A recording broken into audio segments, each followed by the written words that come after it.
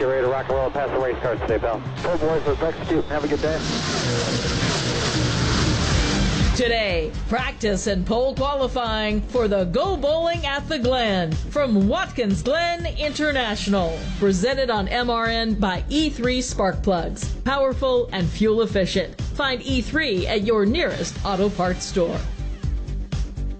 On a sunny 83-degree day in the Finger Lakes region of upstate New York, we welcome you to the Motor Racing Network's coverage of NASCAR Cup Series practice and pole qualifying at Watkins Glen International. I'm Alex Hayden. Kurt Becker, Todd Gordon are topside here. Steve Post, Chris Wilner on the pit lane, and Kurt, the first group of cars are beginning to roll onto the racetrack. Green flag is out, and already cars beginning to roll down the pit lane, down toward the turn one end of the racetrack, and headed back onto the racing surface to get things started here this afternoon. Group 1, interesting lineup, including Shane Van Gisbergen, including Connor Zilisch. A lot of talk about those two drivers. Of course, Van Gisbergen, known as a road course ace, and Connor Zilisch turning a lot of heads very early in his career. Todd Gordon has won the NASCAR Cup Series championship as a crew chief. He's won the Daytona 500. Among other things, he's won a cup race here at Watkins Glen. Now, 25 minutes per group for practice. Todd, what types of things do you try to accomplish? I want to run as much fuel off of this car as I can. Try to run a long run. I talked to a few crew chiefs today. If their balance is close enough, they'd like to run this whole thing out. Just get laps on it. It's a slightly different tire than we had here last year, so try and understand how much lap time fall off there's going to be in this tire to kind of formulate what the strategies are going to be later tomorrow as they get into the race time. Kyle Larson, Ty Gibbs, Riley Herbst, here's Shane Van Gisbergen, among others, just making their way down the front straightaway here in this 2.45-mile road course here in upstate New York. There is an alternate start-finish line for practice and pole qualifying. It's between turns 6 and 7, being turn 7 the last corner of the circuit. Simply, Kurt, just to let these drivers, instead of doing an entire lap to get back to pit lane, they can click off their lap time, know what it is, and come straight to pit road. And you mentioned lap time. Okay, sure, that's great. Kind of, get a baseline for where everybody is. One of the first things, Todd, that strikes me about watching just the first lap in this first group practice session is when everybody goes into turn number 1, they're all just right there, kind of playing it straight, right on the racing surface. We all know that when race conditions take place, when they go into turn 1, drivers tend to flare out to drivers left, out into the runoff area. Things get kind of chaotic. How much from practice, other than a lap time, really translates to what we're going to see here tomorrow? I think you sort out the balance of your race car, and the good drivers are working on what they need to feel in different areas. Braking stability down the hill into turn 1 here. It's kind of unique that it's a downhill braking zone. You've got another one that's slightly uphill into what we call the inner loop now, what we used to call the bus stop. There's 3 really, really big braking zones here, and trying to make sure your car has good. And you talked about it. We've kind of paved the runoff areas, got rid of pea gravel. A lot of the places around here, that just made the racing group wider. It became asphalt that the drivers use, and it's kind of changed up what's here. But there is finding that balance and seeing where your balance progresses through this run will apply to what they see, especially if they're the pole sitter and have clean air come race time. 2 groups. Group 1 is on the track right now, 25 minutes for practice. Once they wrap up, Group 2 will have then 25 minutes of practice. Here in the first group of cars, 20 of them on the track already. After lap number 1, the fastest is now Justin Haley, but Kyle Larson's just clicked off now his second lap, which is quicker, and Larson will go to the top of the leaderboard. We mentioned Steve Post and Chris Wilner. They're on the pit lane. Let's talk to them now, starting first of all with Steve Post. And what we're watching down here and what we're looking at here is what everyone else is looking at. What's SVG doing? Shane Van Gisbergen, and maybe even a little bit of Connor Zilisch, who's in this first group. There's just a lot of eyes on their telemetry as to what Shane is doing here in his opening laps and how that car is going. And they feel like that's the benchmark that they're going to have to do. And matter of fact, I think there's some in that Group B are really happy that the benchmark, SVG, and maybe Connor Zilisch are in this first group to kind of give them an idea where they need to be at. But I'm with Todd on this one. I think the goal, and we had Phil Surgeon on crew call this week, and Phil said the goal was to get as many laps. We don't want to come in and work on the race car. You don't want to make any adjustments to the car. If you feel like you're close, just try to run it out and see what the car does over a long run. This race tomorrow is going to be run over a longer the runs, and I think that's what the teams are looking for, and we'll see how close they are and whether they feel they can do it or if they'll need to come down and make some adjustments. So always fascinating qualifying here, and it is a picture-perfect day in the Finger Lakes of New York here at Watkins Glen International. Chris Wilner? Alex, on my end of pit road, it's kind of nice when you have multi-car teams like Hendrick Motorsports that kind of have their first guinea pig out in group number one. The way the qualifying metric is set up, Kyle Larson, the lone Hendrick Motorsports driver, out for this first session. And, of course, Kyle Larson, a two-time winner here, but Watkins Glen hadn't been too kind to him as of late, and really the road courses in general has been outside of the top 10, actually more like 32nd or worse in 3 of the 4 road course races this year. I know Cliff Daniel's been on the radio trying to get Kyle up to speed, but, again, they're all watching the SMT data down here between Chase Elliott, William Byron, and Alex Bowman, all at their pit stands, kind of seeing what Kyle is starting to do aboard that Hendrick Car Chevrolet. You heard Todd Gordon talk about running this practice session full. That is the plan for the Hendrick Car Chevrolet of Kyle Larson, as well as, I believe, the most of the Hendrick Motorsports groups. But again, the weather today, hot and sunny. We're going to see where this racetrack begins to transition when more rubber gets laid down over the course of 25 minutes. But certainly, this is a unique racetrack. We talk about how fast it is, how much commitment you need to have here, and so these drivers are trying to figure out what they need out of their race car, because it's awfully technical in some of the slow sections, but got to have the outright speed as well when it comes to qualifying, because track position here is going to be critical when we get to the race tomorrow. So lots of eyes on telemetry down here on the far end of pit road toward pit exit for the Hendrick Motorsports teams. Chris mentioned the weather today. Currently 80 degrees, climbing toward a high of 85, with a feels like even higher, reaching into the 90s. From Watkins Glen International, this is the Motor Racing Network, the voice of NASCAR. Have you racked up $10,000 or more in credit card debt? Are you barely getting by making minimum payments? With credit card debt reaching all-time highs, National Debt Relief is notifying consumers about significant debt relief options now available to help those with overwhelming credit card debt. These options may reduce a large portion of credit card debt for those who qualify. You don't need to declare bankruptcy or take out a consolidation loan, and you may only have to pay back a fraction of what you owe. National Debt Relief has already reduced the credit card debt for more than 550,000 consumers. So don't wait. If you owe $10, $20, or even $100,000 in credit card debt, you can now take advantage of this financial debt relief as the cost of living continues to skyrocket. To check what debt reduction you may qualify for, call 800-375-3232. 800-375-3232. That's 800-375-3232. National Debt Relief, the official debt relief partner of NASCAR.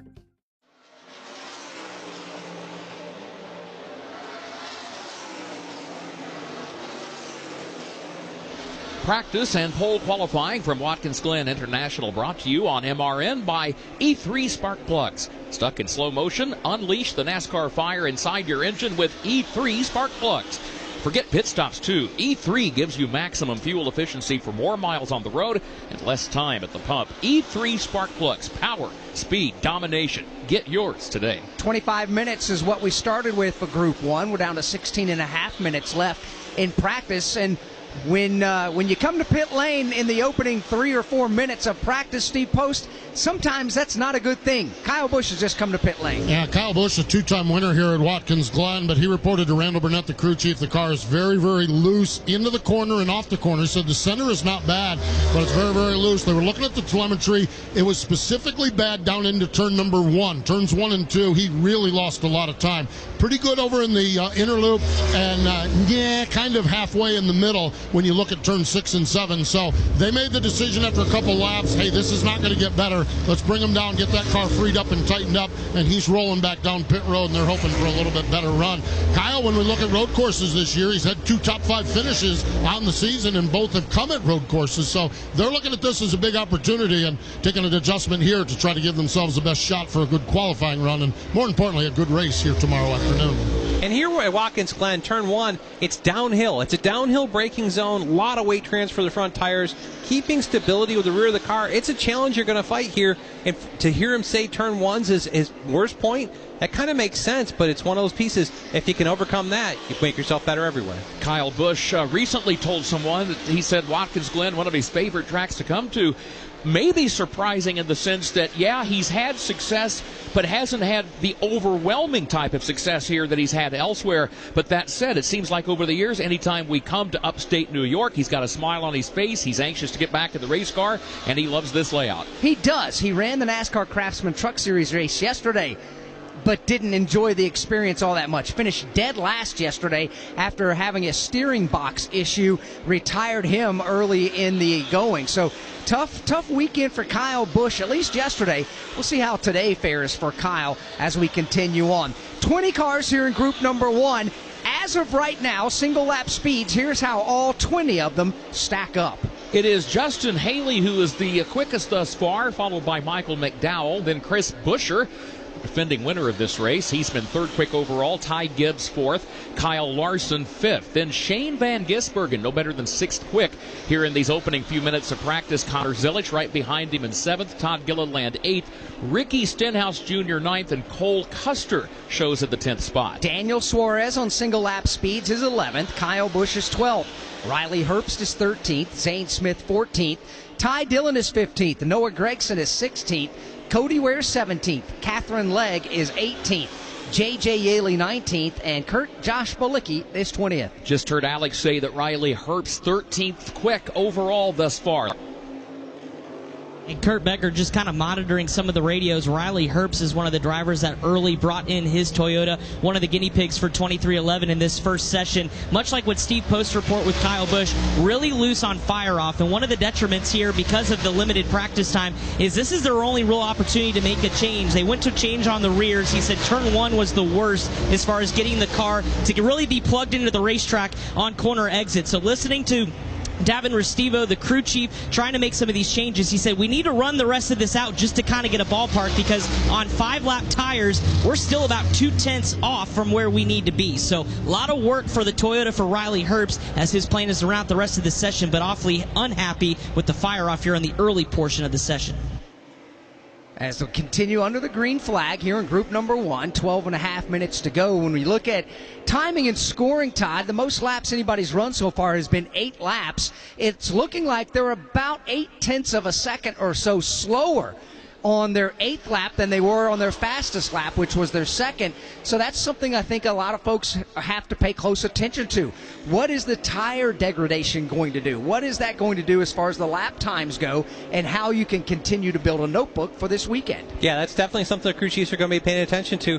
And it's not as much what happens with that one fast lap as it is, what that separation might be 0.8 of a second. But if you can only run that fast lap for 1 lap, and then you come back and you can kind of maintain at a slower pace from there, that's where we start to see a lack of fall off as we look forward. And you look at this whole piece, the top 3 cars, fast lap, are only separated by 4 1,000ths of a second over a minute. It's 1:12 and 6/10.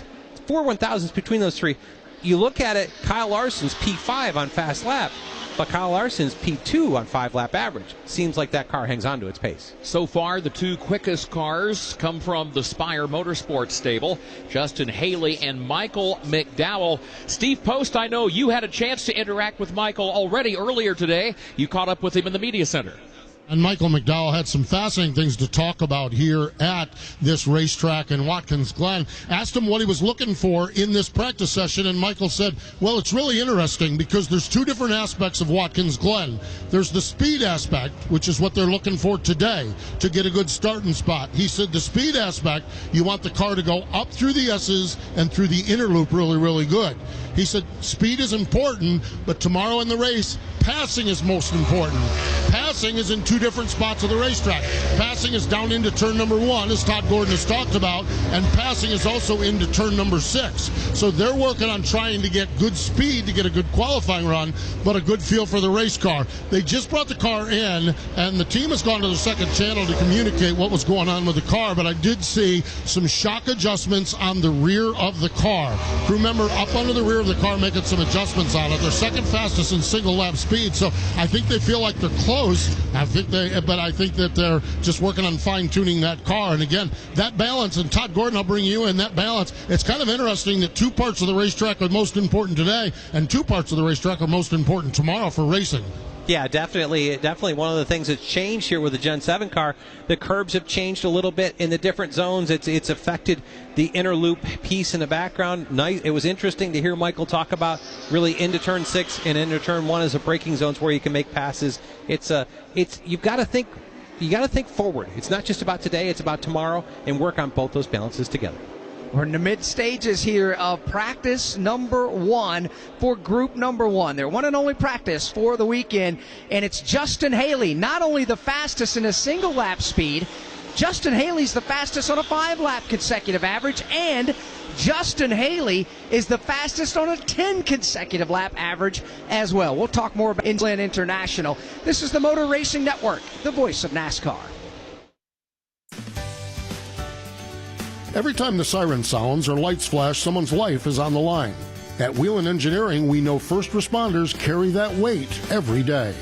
That's why for over 70 years, we've led the emergency warning industry, designing and manufacturing the lights, sirens, and safety systems they trust right here in America. Because when the mission is critical, there's no room for second best. Whelen Engineering, trusted to protect first responders. Hello? Hey, Tim. It's your man tank. I think those veggies in the crisper are drying up. I know. I've been meaning to eat those. I'll get around to it. Get around to it. I will, man. Jeez. All right? Or just eat Jack Link's jerky. Smoked, seasoned. Some real meat would do you a lot of good, Tim. Jack Link's beef jerky. Official meat snack of NASCAR. Feed your wild side.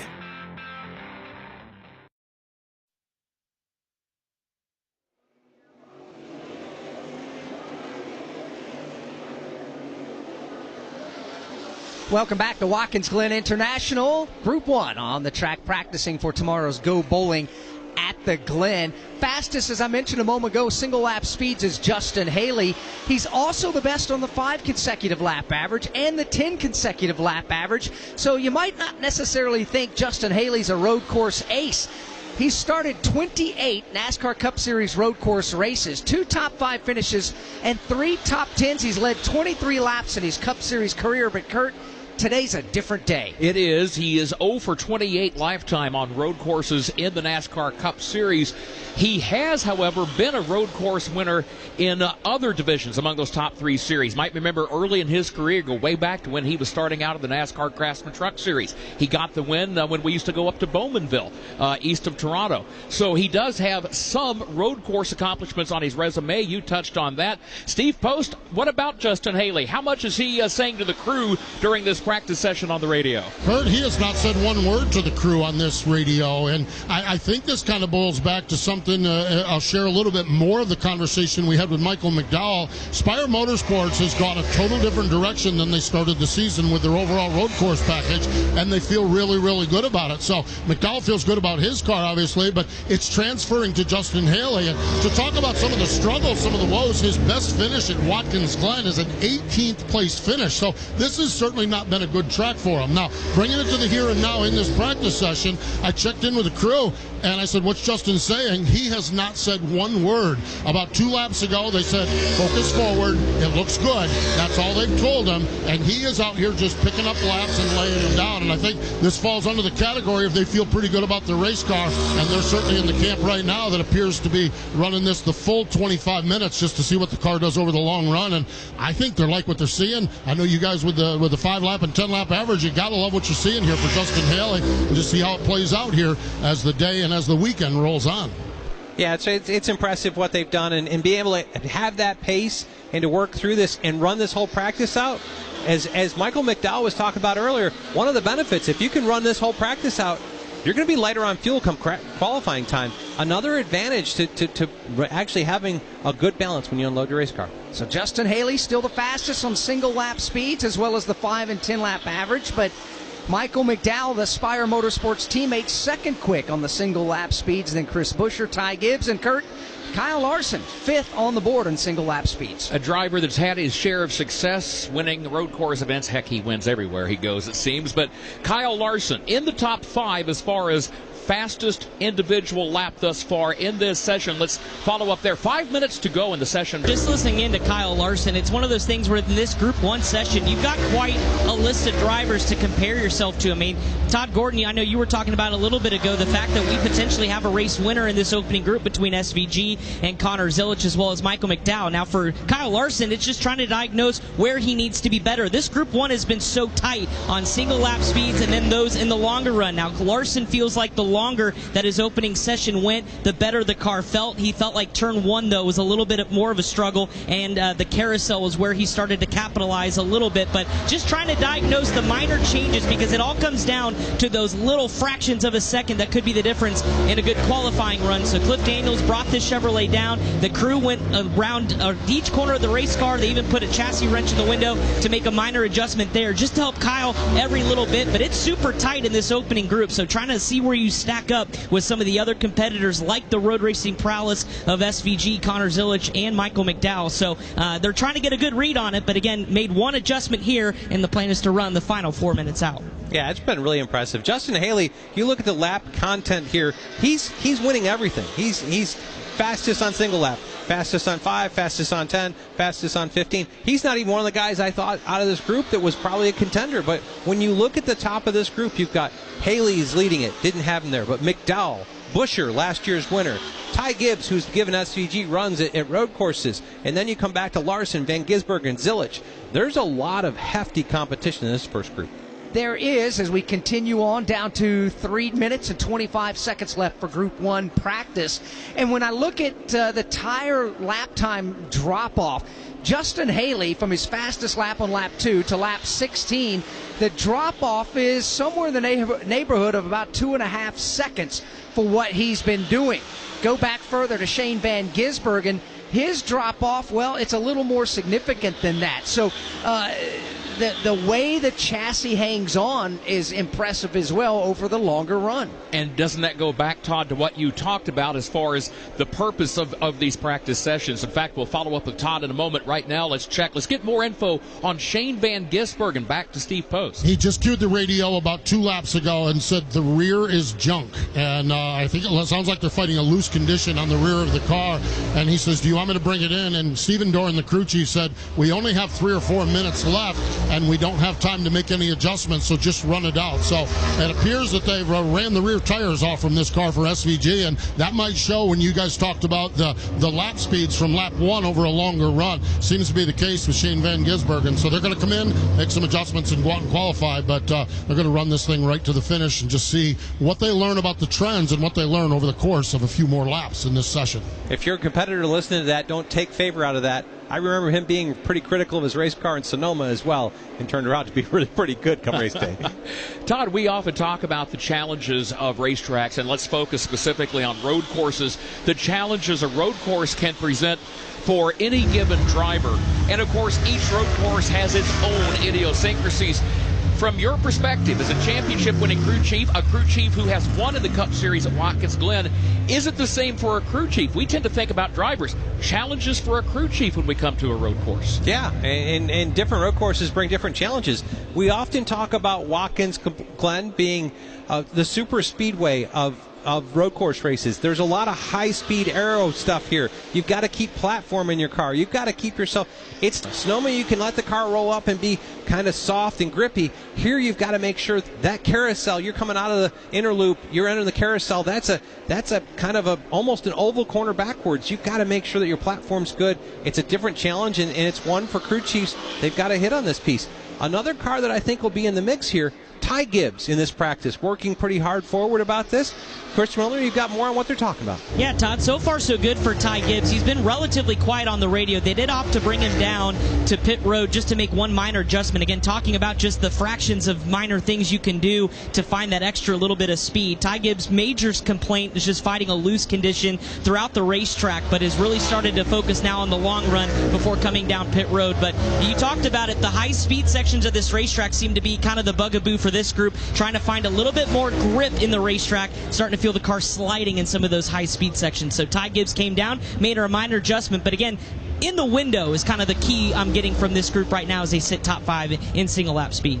Single lap speeds continue to be led by Justin Haley, who's just brought his car to the pit lane. Justin Haley in Group 1, the fastest in single lap speeds, the fastest in the 5-lap consecutive average, the fastest in the 10, and the fastest in the 15. Justin Haley, I think, raising a lot of eyebrows here in practice number 1 here for tomorrow's Go Bowling at the Glen. Red and black flags are in the air from Brett Dalton on top of the flag stand. Group 1 practice is wrapping up. We'll have Group 2 cars on the track in just a moment. From Watkins Glen International, this is the Motor Racing Network, the voice of NASCAR. You've never been one to idly watch someone else do something for you. There's pride in self-reliance, in working with your hands, in harnessing the power of an E3 spark plug with Diamond Fire technology yielding better engine performance. You have a choice to make. Take control of your ride, of your life, or be the passenger princess of it. Visit e3sparkplugs.com to put the power in your hands.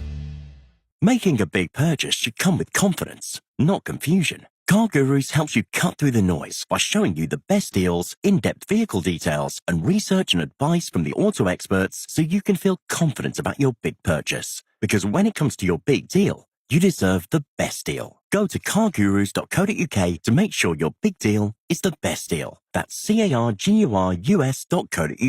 Cargurus.co.uk. Car Gurus. Search, buy, sell, sorted. Get your tickets now at richmondraceway.com.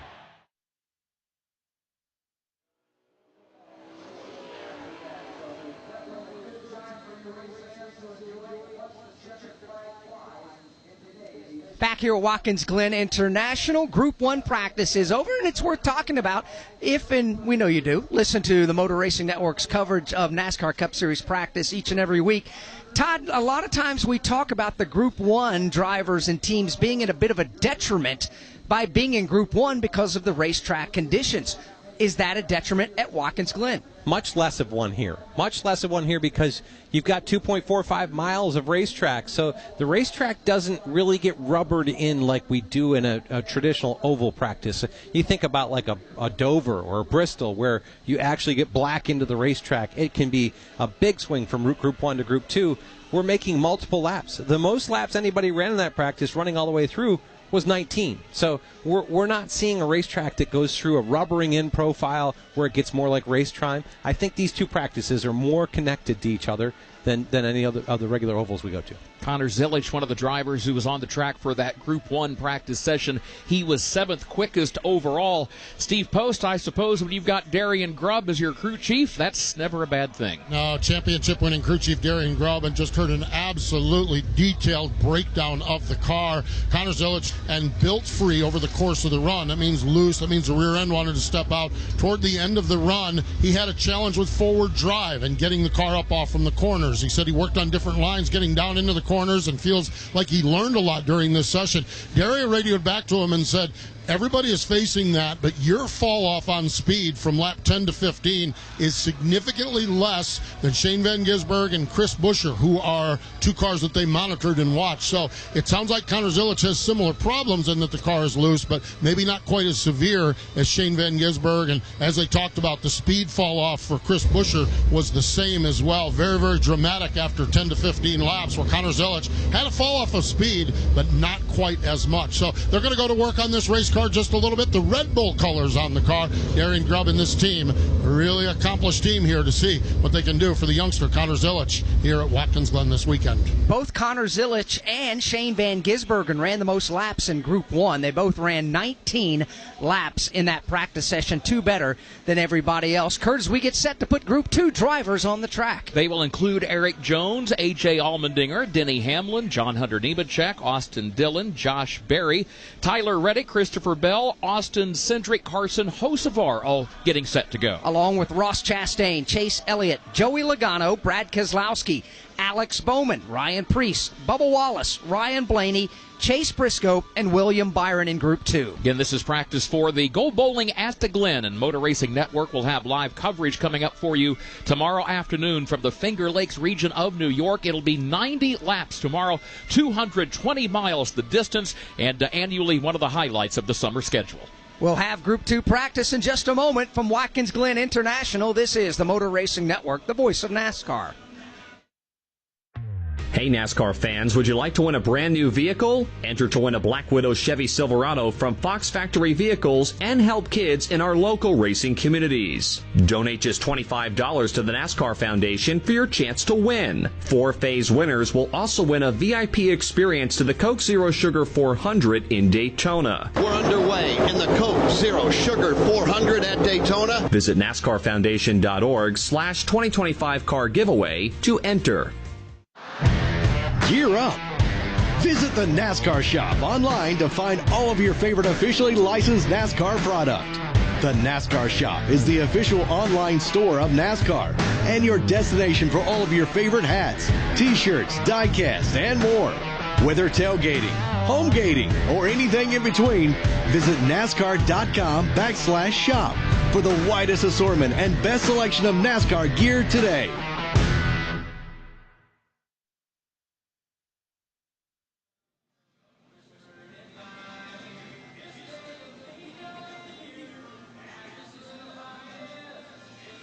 Here at Watkins Glen International on a perfect day, temperatures in the low to mid 80s, not a cloud in the sky. There's a bit of haze overhead, but it's not necessarily weather related. It is smoke from the Canadian wildfires that have been burning for the majority of this summer.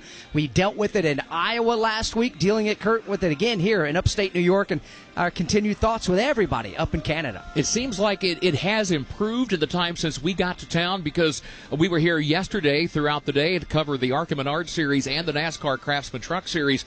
Every time we would glance out the broadcast booth window here above the start-finish line and look toward our left, out toward the north portion of the course beyond the S's, it was very difficult at times, Todd, yesterday to see those hills in the distance.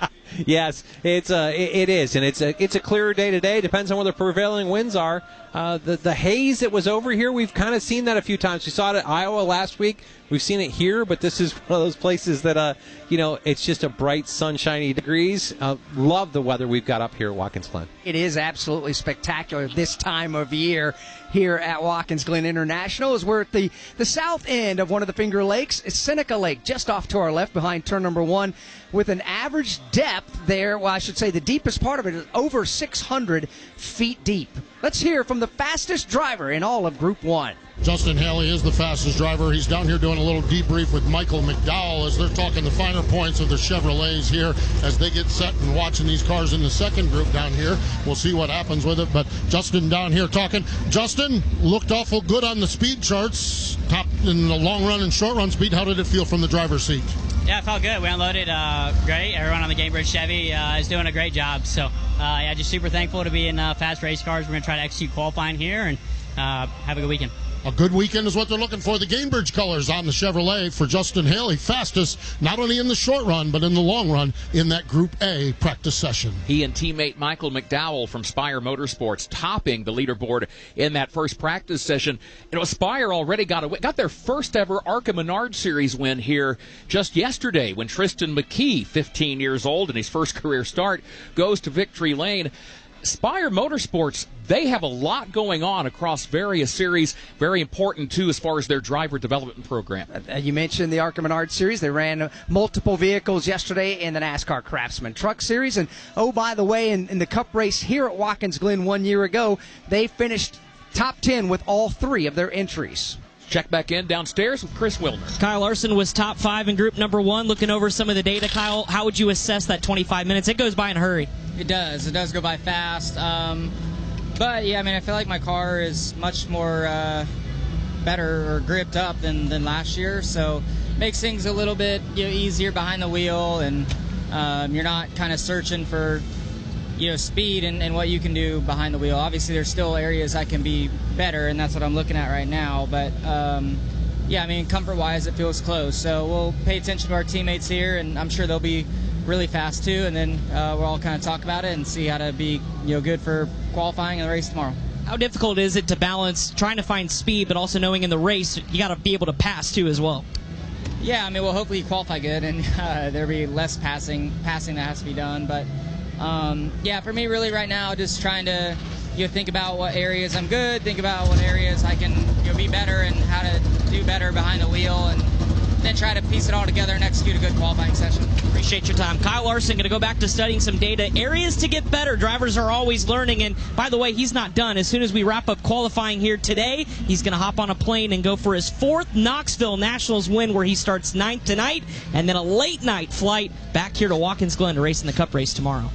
Not sure that I'd want my driver doing all that, but he does a great job of doing it. One of the things I took out of this, Chris, you talked about he's going to look at his teammates' data. That's one of the great parts when you've got multiple cars. You can run one session and look at the cars that came out of that for the next one. The one organization this weekend that doesn't have that benefit, Team Penske. All of their cars are in this group too and have to work off of their own information. That is true, and we will have those cars coming onto the racetrack here in just a moment as they get ready to go. All 3 of the Team Penske cars, so Austin Cindric and Joey Logano and Ryan Blaney, all getting ready to take to the racetrack as we get ready to start the Group 2 practice. As we await the cars to come onto the track, Alex, you and I both have roots in the Midwestern United States. Agriculture is big there. But Todd is a native New Yorker. And one of the things that struck me when we got to town and we flew into Syracuse and then made the drive to Ithaca and the Watkins Glen region, you think about large commercial farming operations in the Midwest. I love the model that a lot of folks that have farms in upstate New York use, more of a localized focus with taking and pop winery and so forth, with a bistro, and they just it's almost like they're welcoming you personally onto their farm. Yeah, you're right about that. It really is a different type of atmosphere up and around here as the green flag goes in the air now for Group 2. The 25-minute clock begins to run. But it is such a welcoming region here in upstate New York, around the Finger Lakes region.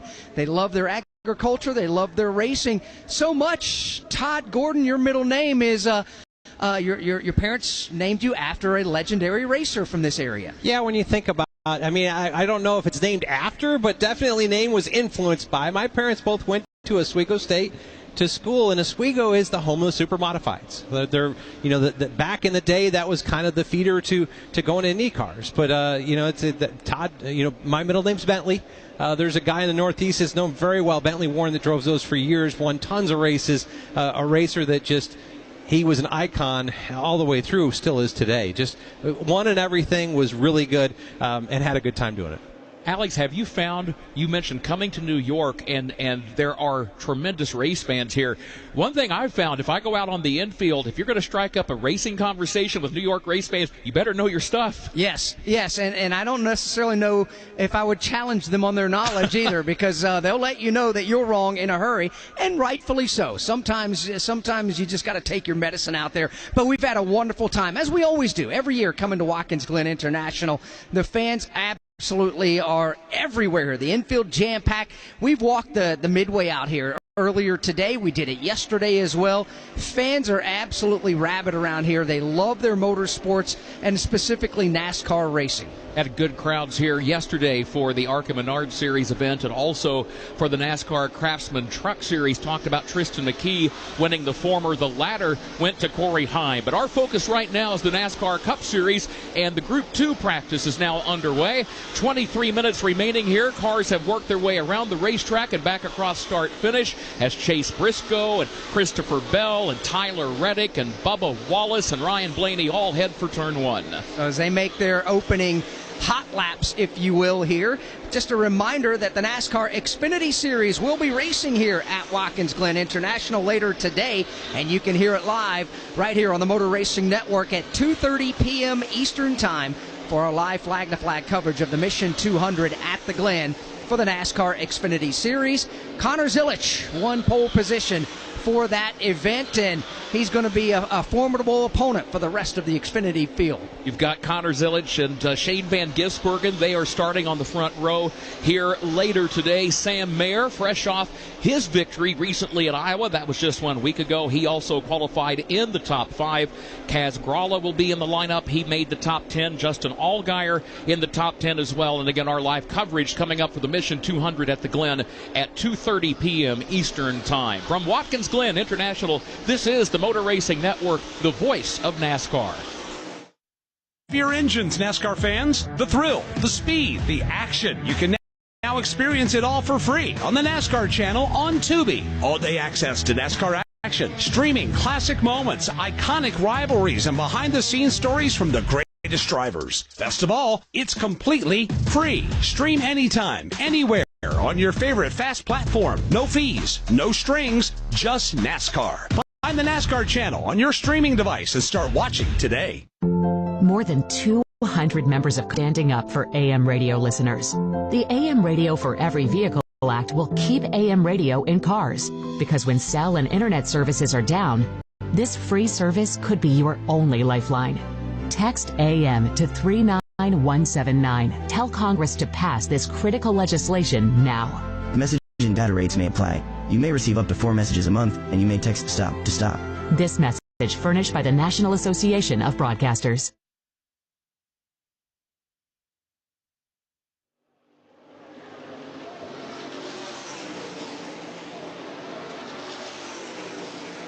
Welcome back to Watkins Glen. Group 2 is on the racetrack for practice, just underway here this afternoon. Group 1 already is wrapped up. We talked about the fact that Justin Haley was the quickest of that opening group. Austin Cindric so far among the leaders here in this particular group, although just 13th overall on the leaderboard. They're beginning to get their opening couple of laps in. One of the drivers here in this group is William Byron. Broke through, got a big win last week to try to almost right the ship of their season, if you will, after picking up the win in the season opening Daytona 500.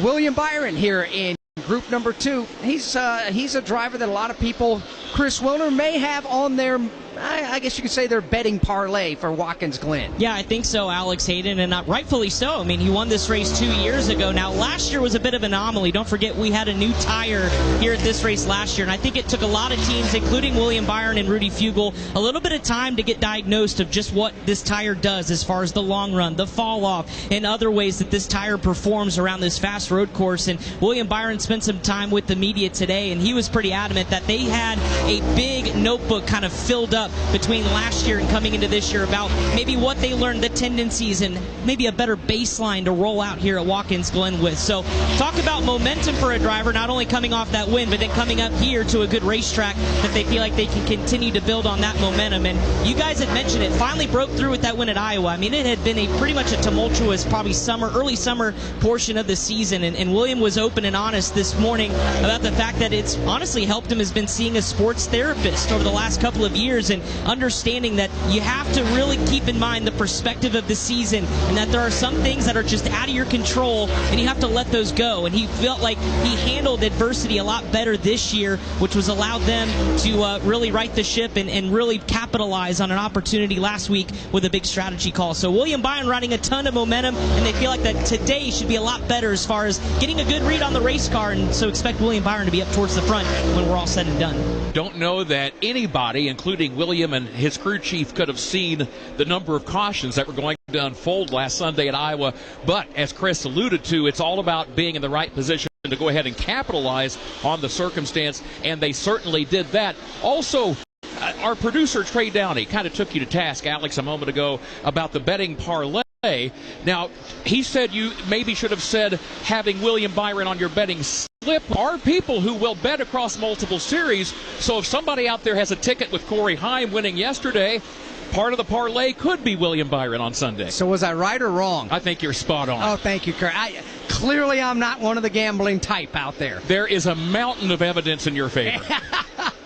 We are in Group 2 right now with the NASCAR Cup Series practice for tomorrow's Go Bowling at the Glen.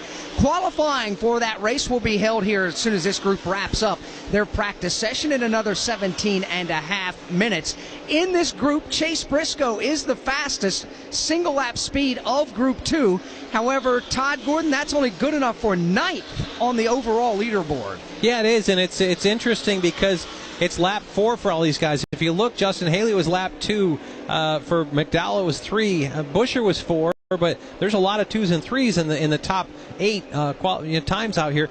This may be a little bit, Kurt asked earlier, Group 1 versus Group 2. We had Xfinity qualifying on the racetrack before this, which tends to pick rubber out of the racetrack if there is rubber in there. I don't feel like the Group 1 guys, the back half of their practice was a penalty, but the rubber that they laid down in that practice may actually deter a little bit of speed out of this Group 2, but this Group 2 probably gets a better feel for what the fall-off is for the entire race because the track's already a little conditioned. Alex talked about the fact that Chase Briscoe has been the quickest of Group 2 thus far, but is just 9th overall on the leaderboard as far as fastest speeds, individual laps thus far in these 2 practice sessions. Only 2 1,000ths of a second at one point had separated Briscoe from the second quickest in this particular session. In fact, that's still the case. So as far as group for group, the individuals who are at the top in each, not a whole lot of separation. There is not, but I think something else that is worth talking about is the Group 2 drivers. They have just now clicked off 5 consecutive laps. William Byron has gone to 5th in the 5 consecutive lap average. His Hendrick Motorsports teammate Alex Bowman has popped up into the top 10 in consecutive 5 lap averages, as Bowman is now in the 8th position on that note as well. So while they're not top of the leaderboard, Kurt, they are certainly in the ballpark. And the quickest overall thus far came out of Group 1. That was Justin Haley. We heard from him moments ago. His quickest individual lap was 113.617 miles per hour, and that was his life. 121.364, the quickest of his laps that he ran. He ended up running 17 laps total, and again, his fastest, a little over 121 miles per hour. That's better than 73 seconds. That's about 72.6 seconds for one lap around this 2.45 mile layout. And as Todd Gordon touched on moments ago, Shane Van Gisbergen and also Connor Zilic, they ran the most laps of anybody in Group 1, but just 19 overall. Todd, what are you looking at here with these Group 2 drivers as you study not only telemetry but timing and scoring? Just looking at where the lap time degradation is for these guys and where they've gotten to. It's one of those situations where, trying to get a feel for what these guys need to do and what the crew chiefs are anticipating out of this data for where they'll end up being race strategy-wise.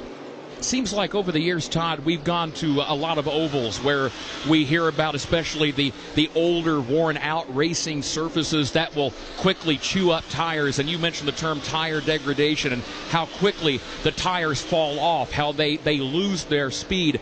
What about road courses in general, Watkins Glen in particular?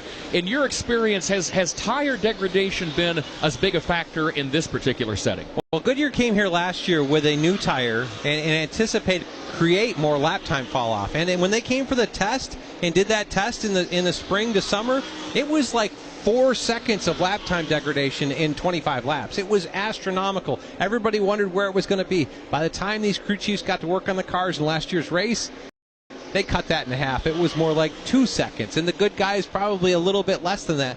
That's one of the pieces when you look at road course racing. As a whole, if you go back in my days when we won here, it was all about racing the race backwards. Getting to the point, basically saying end of the race, how early can I pit and still have enough fuel to get there? And then from that point, how early can I pit to get to that point? So those are some of the things you're looking at. But as Goodyear has introduced new tires, and they've done such a good job of helping us with the short track and road course program, now there's lap time degradation. Now it becomes more of a question, like you talked about at the other places, the ovals that are worn out. How long can I run on tires? It may not be just the fuel windows. It may be trying to put yourself in a window where the tire doesn't fall off that cliff where you lose a lot of lap time at the end of the run, and strategizing your way forward from there. Right now here in Group 2, Chase Briscoe continues to be the fastest of the Group 2. Again, 9th overall in the single lap speeds. You go down the running order for these Group 2 drivers, and you see 2311 Racing a little further down the leaderboard. Tyler Reddick is back in 28th on single lap speeds, and you like to think Tyler Reddick is a road course guy. He's won quite a few on the road courses. Bubba Wallace is all the way back on what we call the right side of the computer screen, which is on the wrong side. Bubba Wallace is 34th Riley Herbst is the best of the 2311 cars, Chris Wilner. Herbst is 26th right now on the leaderboard. Yeah, Alex, still a lot of work to do for the 2311 drivers. Listening to both Bubba Wallace and Tyler Reddick. Bubba currently on pit road right now. The crew working underneath the right front tire of his pink Toyota with the McDonald's sponsorship on it. Checked in with the radio, and Bubba just said, I'm way too snug throughout this entire road course. Really can't get the drive off that he wants because it is plowing tight, and the car just is really almost too stuck in the racetrack where he can't get it pointed straight. So they're going to work on the chassis adjustment, also possibly a spring adjustment as well. I may have caught that over the radio. For Tyler Reddick, the first 4 corners not to his liking at all. And of course, that is a fast section when you talk about the exit of turn 1 all the way up through the S's down the back straightaway. So they're working on the high-speed section for Tyler Reddick, offering different lines as well throughout the racetrack as he continues to work, but not the car's not handling to either of these drivers' likings right now. Bubba Wallace on pit road for an adjustment. I would expect to see Tyler Reddick maybe come down as well, because certainly as the longer he runs, it's not getting any better for that driver. Still some 11 minutes to go here for Group 2. And again, Tyler Reddick shows 28th overall. From Watkins Glen International, this is the Motor Racing Network, the voice of NASCAR. Do you have $10,000 or more in credit card debt? Are you barely getting by making minimum payments? With credit card debt reaching all-time highs, National Debt Relief is letting everyone know about great debt relief options now available to help people with overwhelming credit card debt. These options may reduce a large portion of your credit card debt. Get a free debt relief consultation when you call 800-212-2828. 800-212-2828. That's 800-212-2828. Every time the siren sounds or lights flash, someone's life is on the line. At Whelen Engineering, we know first responders carry that weight every day. That's why for over 70 years, we've led the emergency warning industry, designing and manufacturing the lights, sirens, and safety systems they trust right here in America. Because when the mission is critical, there's no room for second best. Whelen Engineering, trusted to protect first responders.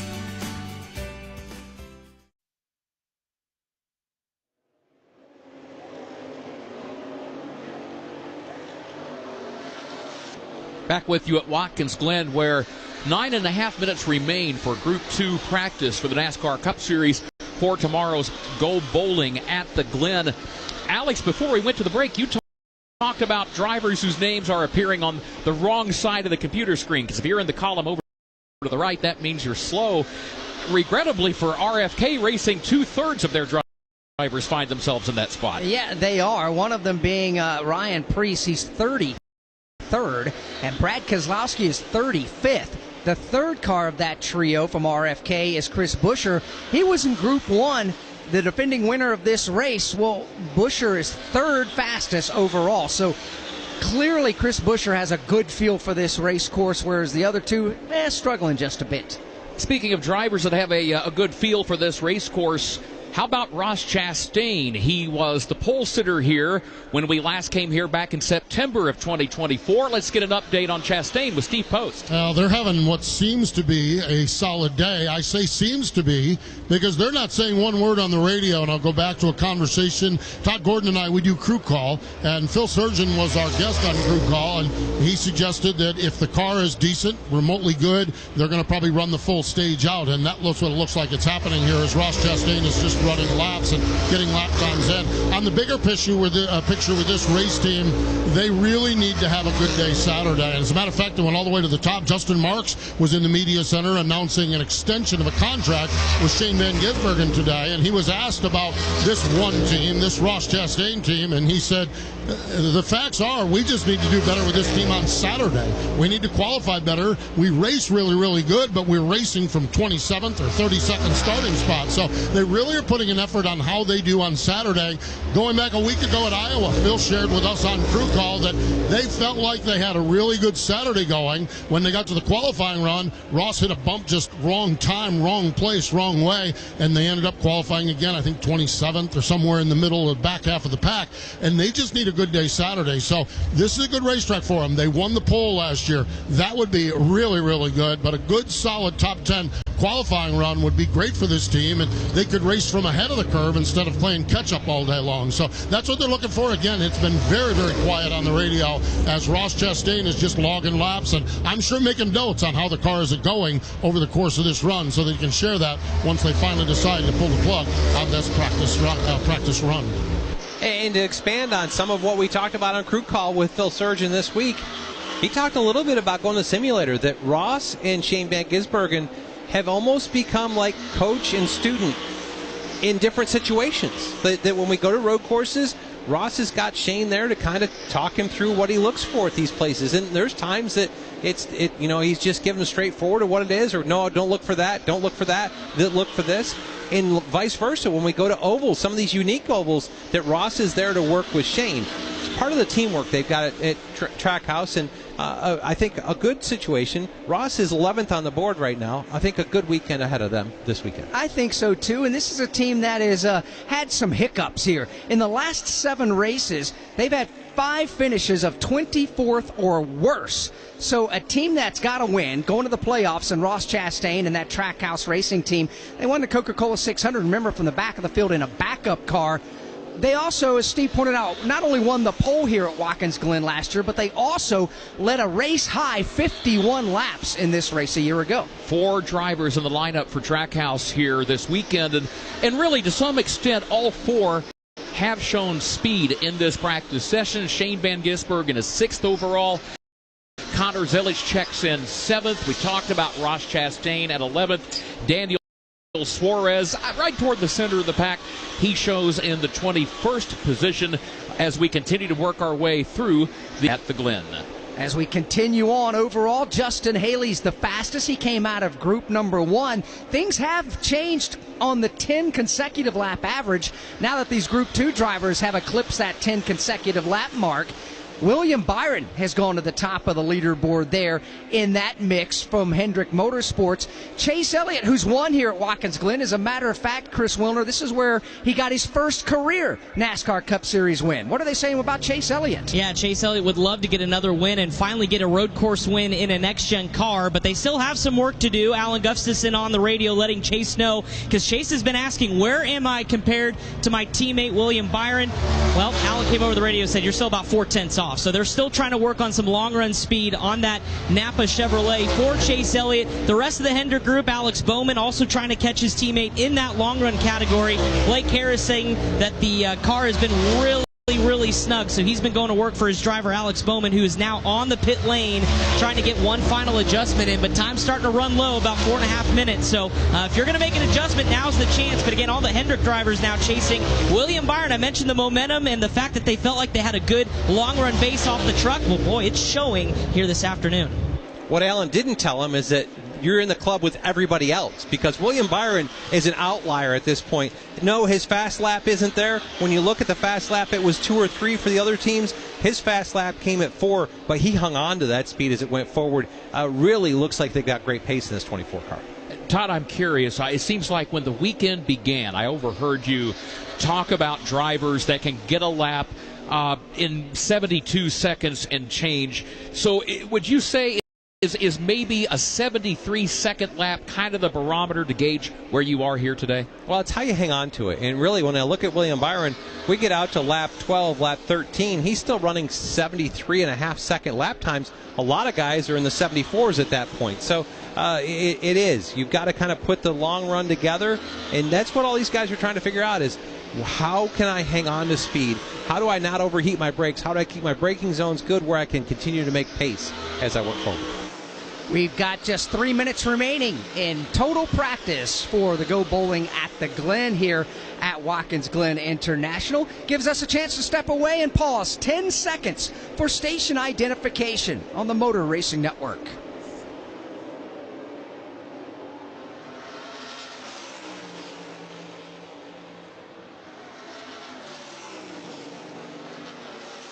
Motor Racing Network is live at Watkins Glen International here in the Finger Lakes region of upstate New York. I'm Alex Hayden alongside Kurt Becker and Todd Gordon. We're high atop the start-finish line here at this wonderful historic road course with Steve Post and Chris Wilner up and down the pit lane. A couple of the Team Penske cars just came off the racing surface, came down pit road, and backed into their stalls on the pit lane. Joey Logano and Austin Cindric, the quickest of the three Team Penske drivers thus far. Again, they're all in this group 2. Quickest of those is Ryan Blaney, but he checks in 14th fastest overall. Then you got to drop down a little bit. Got to go to 18th spot to find Joey Logano, and then just outside the top 20 to find Austin Cindric. Cindric is 22nd right now on the leaderboard. As a matter of fact, Cindric is now popped into the top 5 in the 15 consecutive lap average. Cindric goes to the number 4 spot. And again, this is combined from the Group 1 cars. William Byron has gone to the top of the 15 lap average as well. So the team that won the Daytona 500 maybe stubbed their toe at the summer stretch. Busted through with a big win last week in the Iowa Corn 350 at Iowa Speedway, and now the momentum clearly carrying over to Watkins Glen. Always find that interesting, and Todd, to that point, you think about William Byron, you come out of the box, he repeats in the Daytona 500. We always talk about the fact that, yes, granted, the Daytona 500 is the so-called Super Bowl of this sport, but you know, every week these races mean a lot to these teams, and folks might not think of Iowa Speedway in the long-term historical context of a big track like Daytona as far as a 2.5-mile super speedway and what all that means. But that win at Iowa last week obviously did mean a great deal to that team. Yeah, it definitely did, and it got it back to victory lane. You know, they won at Daytona, and they've had speed, but they needed to execute their way through it and get to the point. Rudy had had a couple races, I think of Michigan, I think of Indianapolis, where they were on the losing end of the fuel battle. And this was one, Rudy was honest about it. He said, I came at 206, I didn't plan on that being my last stop. The cautions put me where we could manufacture something out of it. You got to love it when you can get those, because they've had a lot of speed. They led darn near the whole Coke 600, and then just got passed with 10, 15 laps to go. So it was an impressive run for those guys, and a big booster to build momentum building into the playoffs as we look forward. So one of the people I talk about him being really good, I was looking through the lap times. Chase Briscoe actually looks really good. He has a spike where his lap times went down. I went back and looked at a little bit of it. He was working his way around Ryan Blaney. It took him 3 or 4 laps to find his way around that. Came back to matching lap times at lap 15 and 16 with where William Byron had gotten to. He looks really good, and a teammate of his is always good here, Denny Hamlin. Chris, you got something there? Yeah, Denny just pulled his Toyota down pit road, Todd, and he is not a happy camper. Just saying it is extremely tight throughout the entire length of his run out on the racetrack. So they ran a good significant amount of this session. It did not remedy itself. It did not get any better. And, of course, now with time expiring, there's not much they could do as far as a change and then see where they're at. So they're going to have to make a change and then see how it works in qualifying. But kind of shocking me, because Watkins Glen traditionally has kind of been Denny's bread and butter when it comes to road course races. I mean, his only win in a road course has come here back in 2016. He's won 2 of the last 6 poles here at Watkins Glen, but I don't know about today. They're going to try to diagnose a very tight race car for that progressive Toyota and Denny Hamlin. They're going to have 10 minutes to try to figure out what kind of adjustments they can make, and they are limited on their types of adjustments that they can do. As we get set for pole qualifying for the Go Bowling at the Glen, practice is officially over for both groups. From Watkins Glen International, this is the Motor Racing Network, the voice of NASCAR. You've never been one to idly watch someone else do something for you. There's pride in self-reliance, in working with your hands, in harnessing the power of an E3 spark plug with Diamond Fire technology yielding better engine performance. You have a choice to make. Take control of your ride, of your life, or be the passenger princess of it. Visit e3sparkplugs.com to put the power in your hands. Hello? Hey, Tim. It's your man tank. I think those veggies in the crisper are drying up. I know. I've been meaning to eat those. I'll get around to it. Get around to it. I will, man. Jeez. All right? Or just eat Jack Link's jerky. Smoked, seasoned. Some real meat would do you a lot of good, Tim. Jack Link's beef jerky. Official meat snack of NASCAR. Feed your wild side. NASCAR Weekend at Daytona International Speedway, August 22nd and 23rd. Get your tickets now at DaytonaInternationalSpeedway.com.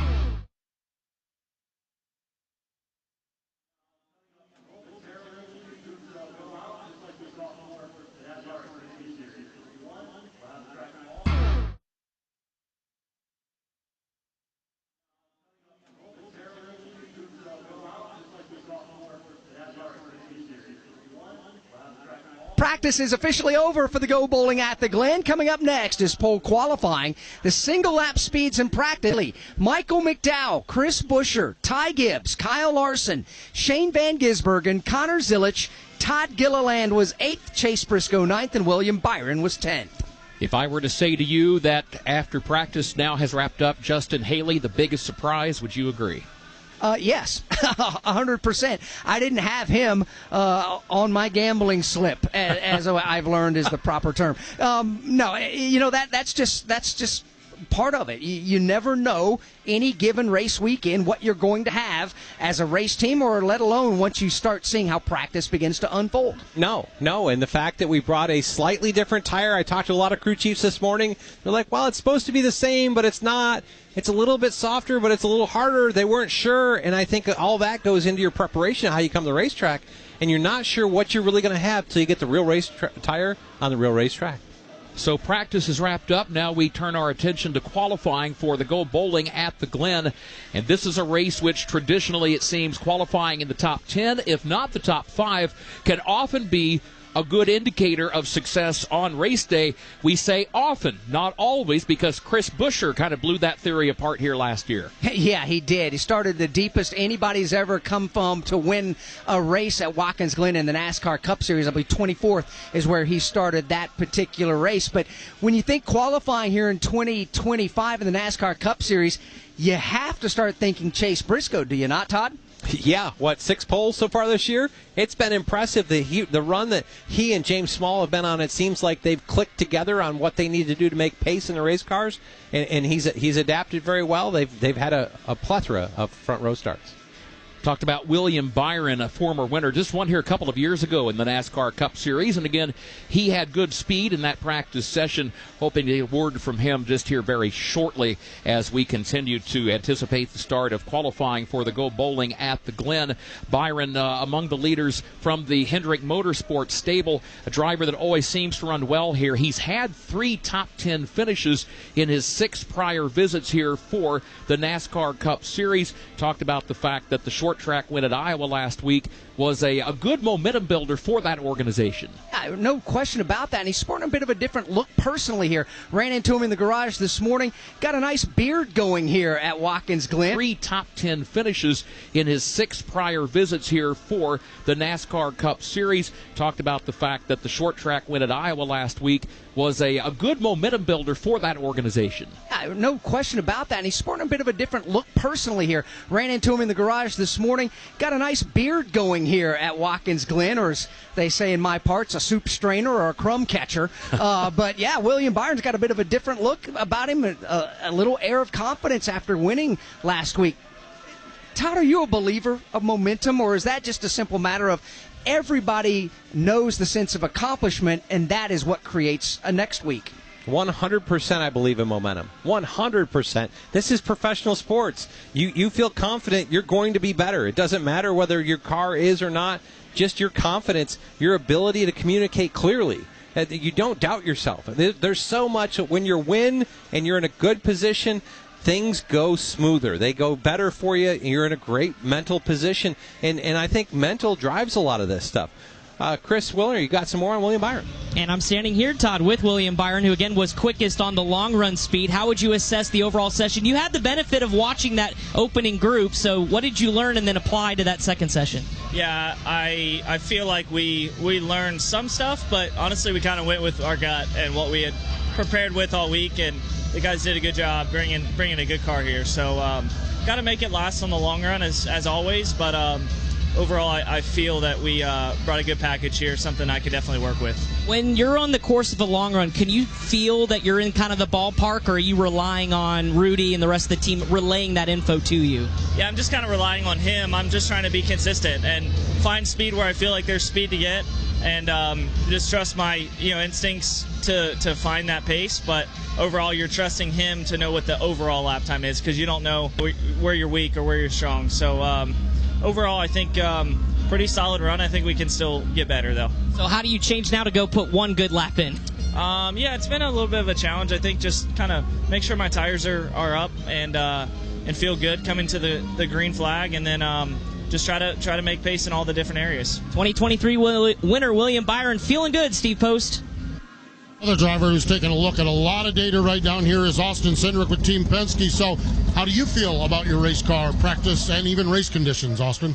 Yeah, definitely a lot to learn from the session, having different tire from last year and trying to compare what we expected for the event, and just trying to figure out where we're getting some speed in our Snap-on Ford Mustang for the short run here for qualifying, but still trying to take mental notes of what happened over the long run there. There we go. That's Austin Cindric here. He's going to let him get back to the data there. Before we put the cars on the track to go qualifying, we'll explain the procedure when we come back. From Watkins Glen International, this is the Motor Racing Network, the voice of NASCAR. Ever feel like car shopping is designed to make you second-guess yourself? Is this a good price? Am I making the right choice? With Car Gurus, you don't have to wonder. They have hundreds of thousands of cars from top-rated dealers to choose from, so you can find the best deal.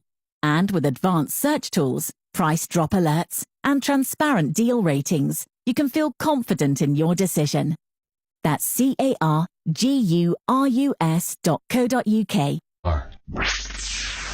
Drivers, start your engines! Your home for the NASCAR Craftsman Truck Series. Green flag goes in the air and we are underway. On the NASCAR Racing Network. 2x2x2, they're about 10 rows deep of double-wide racing. Taylor Gray to the bottom, Nick Sanchez outside, and they're crashing mid-pack. It's the NASCAR Craftsman Truck Series on the NASCAR Racing Network.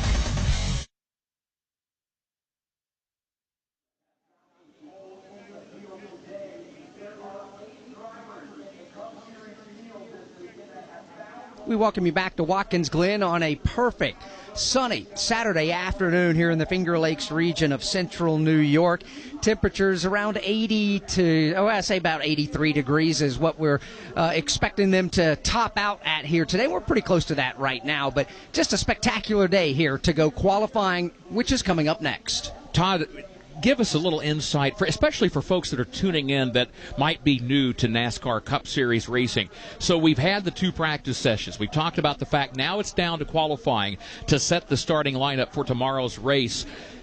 Describe the process that goes on up and down the pit lane, why we don't just go straight from practice and wham, right onto the racetrack for qualifying. Well, you've got to be able to digest what you did in practice and come up. These cars in practice, you will do different things to qualify. So you need to have time to make some changes, and the changes they can make are subtle. They're going to be a change in the sway bar arm stiffness. There's going to be a change in the shock valving. They're going to be, putting tires on, obviously, air pressures, pieces like that, but heights.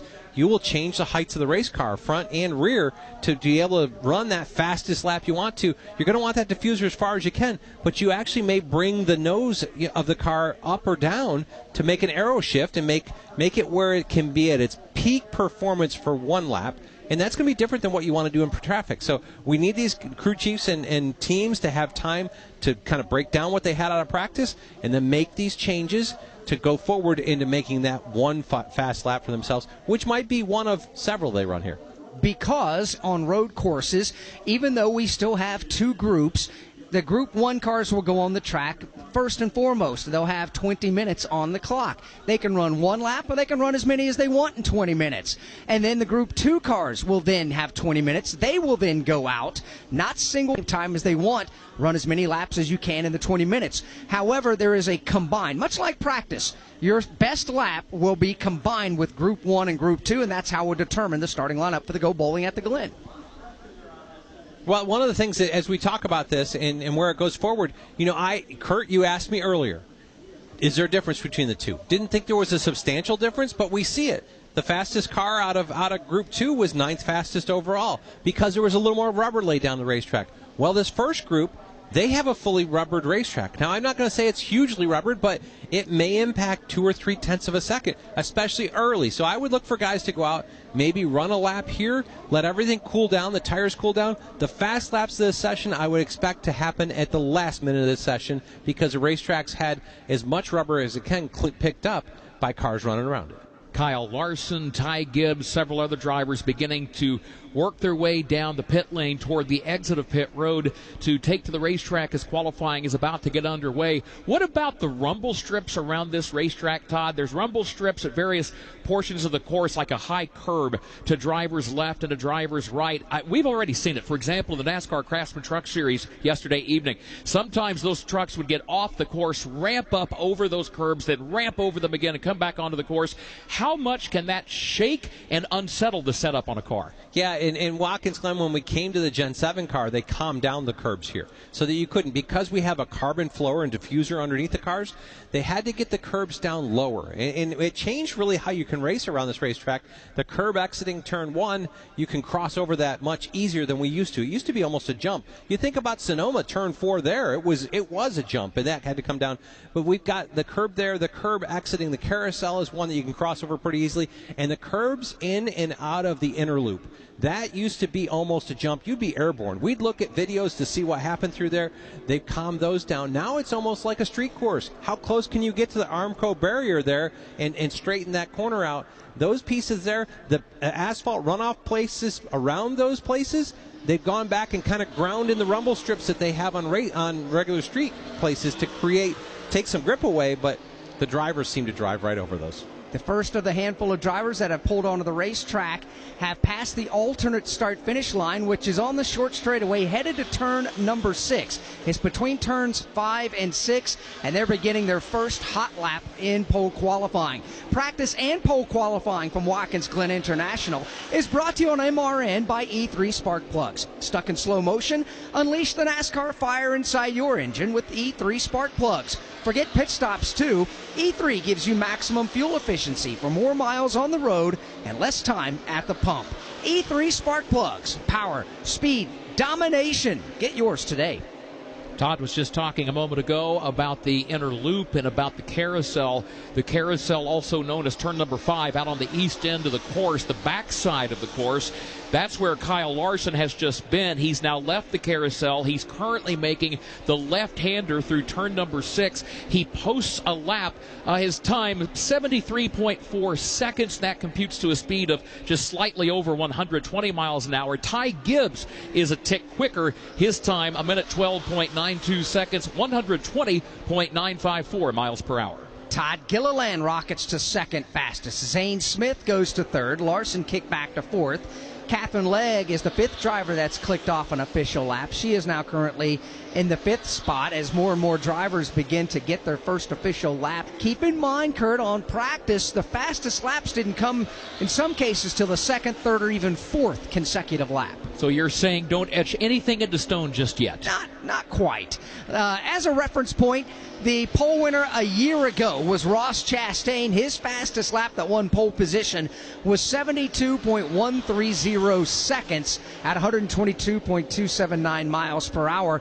To put that into some context, well, we're not quite there as of yet. We're about 0.8 of a second slower than what last year's pole was. Zane Smith is on the racetrack. In fact, he moves up to 3rd fastest here very early on in our first group for qualifying. You've got Cody Ware on the track, Catherine Legg, Josh Balicki. Also, J.J. Yaley is on the racetrack. Connor Zilic and Ty Dillon getting ready to go as well. Ty Gibbs goes to the top of the leaderboard. Second lap, even faster, 0.6 of a second faster on lap number 2 for Ty Gibbs, as Connor Zilic is on the race course making his way around Watkins Glen International. Gibbs is the fastest. Todd Gilliland currently 2nd quick. Zane Smith 3rd. Ricky Stenhouse Jr. now goes to 4th, and Cole Custer rounds out the top 5, at least to this point, with still 15 minutes to go.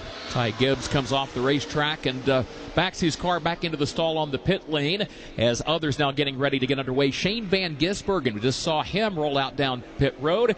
Also, Daniel Suarez beginning to make his way down toward the pit exit. This is an interesting dynamic with this format of qualifying, and the fact that if you're going out on the track right now, there's no need to come blasting off pit road and get fully up to speed, because you got a long ways to go before you actually begin your lap at the alternate start-finish line. But there are drivers on the track trying to run their hot laps up through the S's. Yeah, and you definitely want to be aware of that, and you've got your spotter talking you through that. But when you look at it, with the alternate start-finish line, we don't have to get all the way around to get to that start-finish line. That start-finish line is on the straightaway between the carousel turn 5 that I talked about earlier, and turn 6. That's where it starts. So you've got to think about getting your tires to the temperature. William Byron talked about getting his tires to the right temperature. You've got to have them at temperature to get into that carousel turn. Long, sweeping right-hander, kind of downhill, but you want to carry a lot of speed off that because you're coming to the start-finish line. And that's so really up through the S's, you probably take it a little bit easy, but the last of the S's, you're really trying to work some into it. And then through the inner loop, you're really trying to make sure your tires are where they need to be to start that carousel. So there's not a lot of off time like there used to be, because we have an alternate start-finish line. It's probably a mile back the course. And Alex, to your point about the S's, that is an uphill climb. It's narrow. There are blind spots. It's turns 2, 3, and 4. You've got pit road, the exit. You come out right at the exit of pit road, right where the cars are going downhill, coming out of turn number 1 on the racetrack. All of a sudden, everybody's trying to blend into line and go back uphill through the S's to make all that happen without an incident. Yeah, and you've got to carry momentum at the top of that hill, at the top of the S's. There's over 100 feet of elevation change from all the way down at the bottom of turns 1 and 2 up to the top of the S's, because the S's spill out onto the back straightaway where you have to maximize your horsepower. Fastest car in practice today was Justin Haley. Michael McDowell was second quick in practice, and Kurt, they've just gotten their first laps in. And so far, Michael McDowell checking in second quickest overall. His fast time, 1:12.3 seconds, 121.9 miles per hour.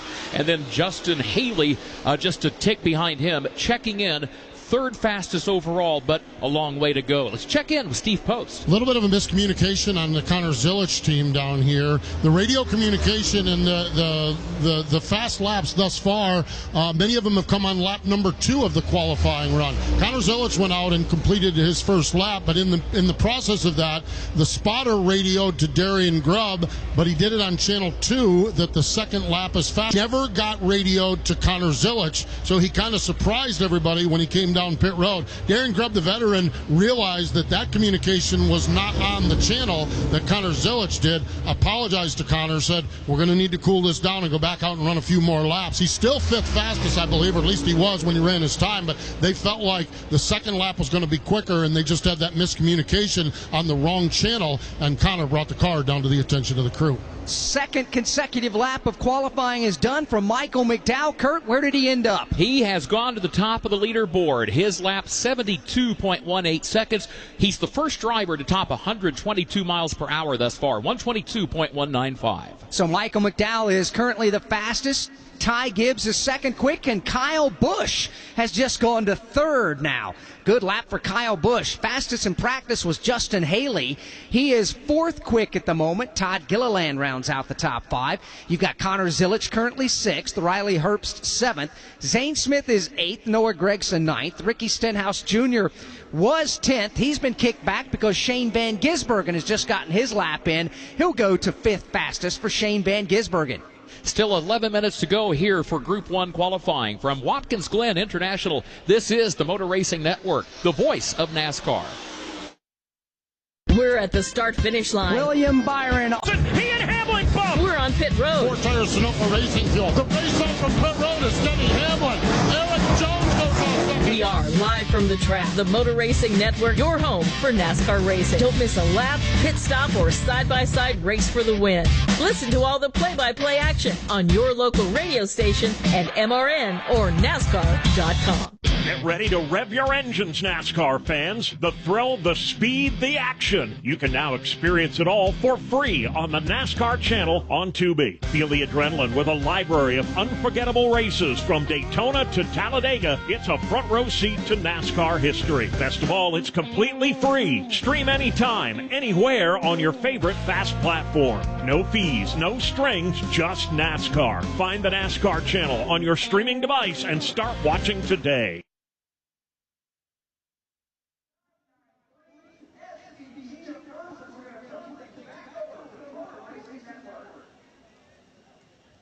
Back with you at Watkins Glen Group 1 qualifying on the racetrack. First driver to crack the 72-second barrier around this racetrack.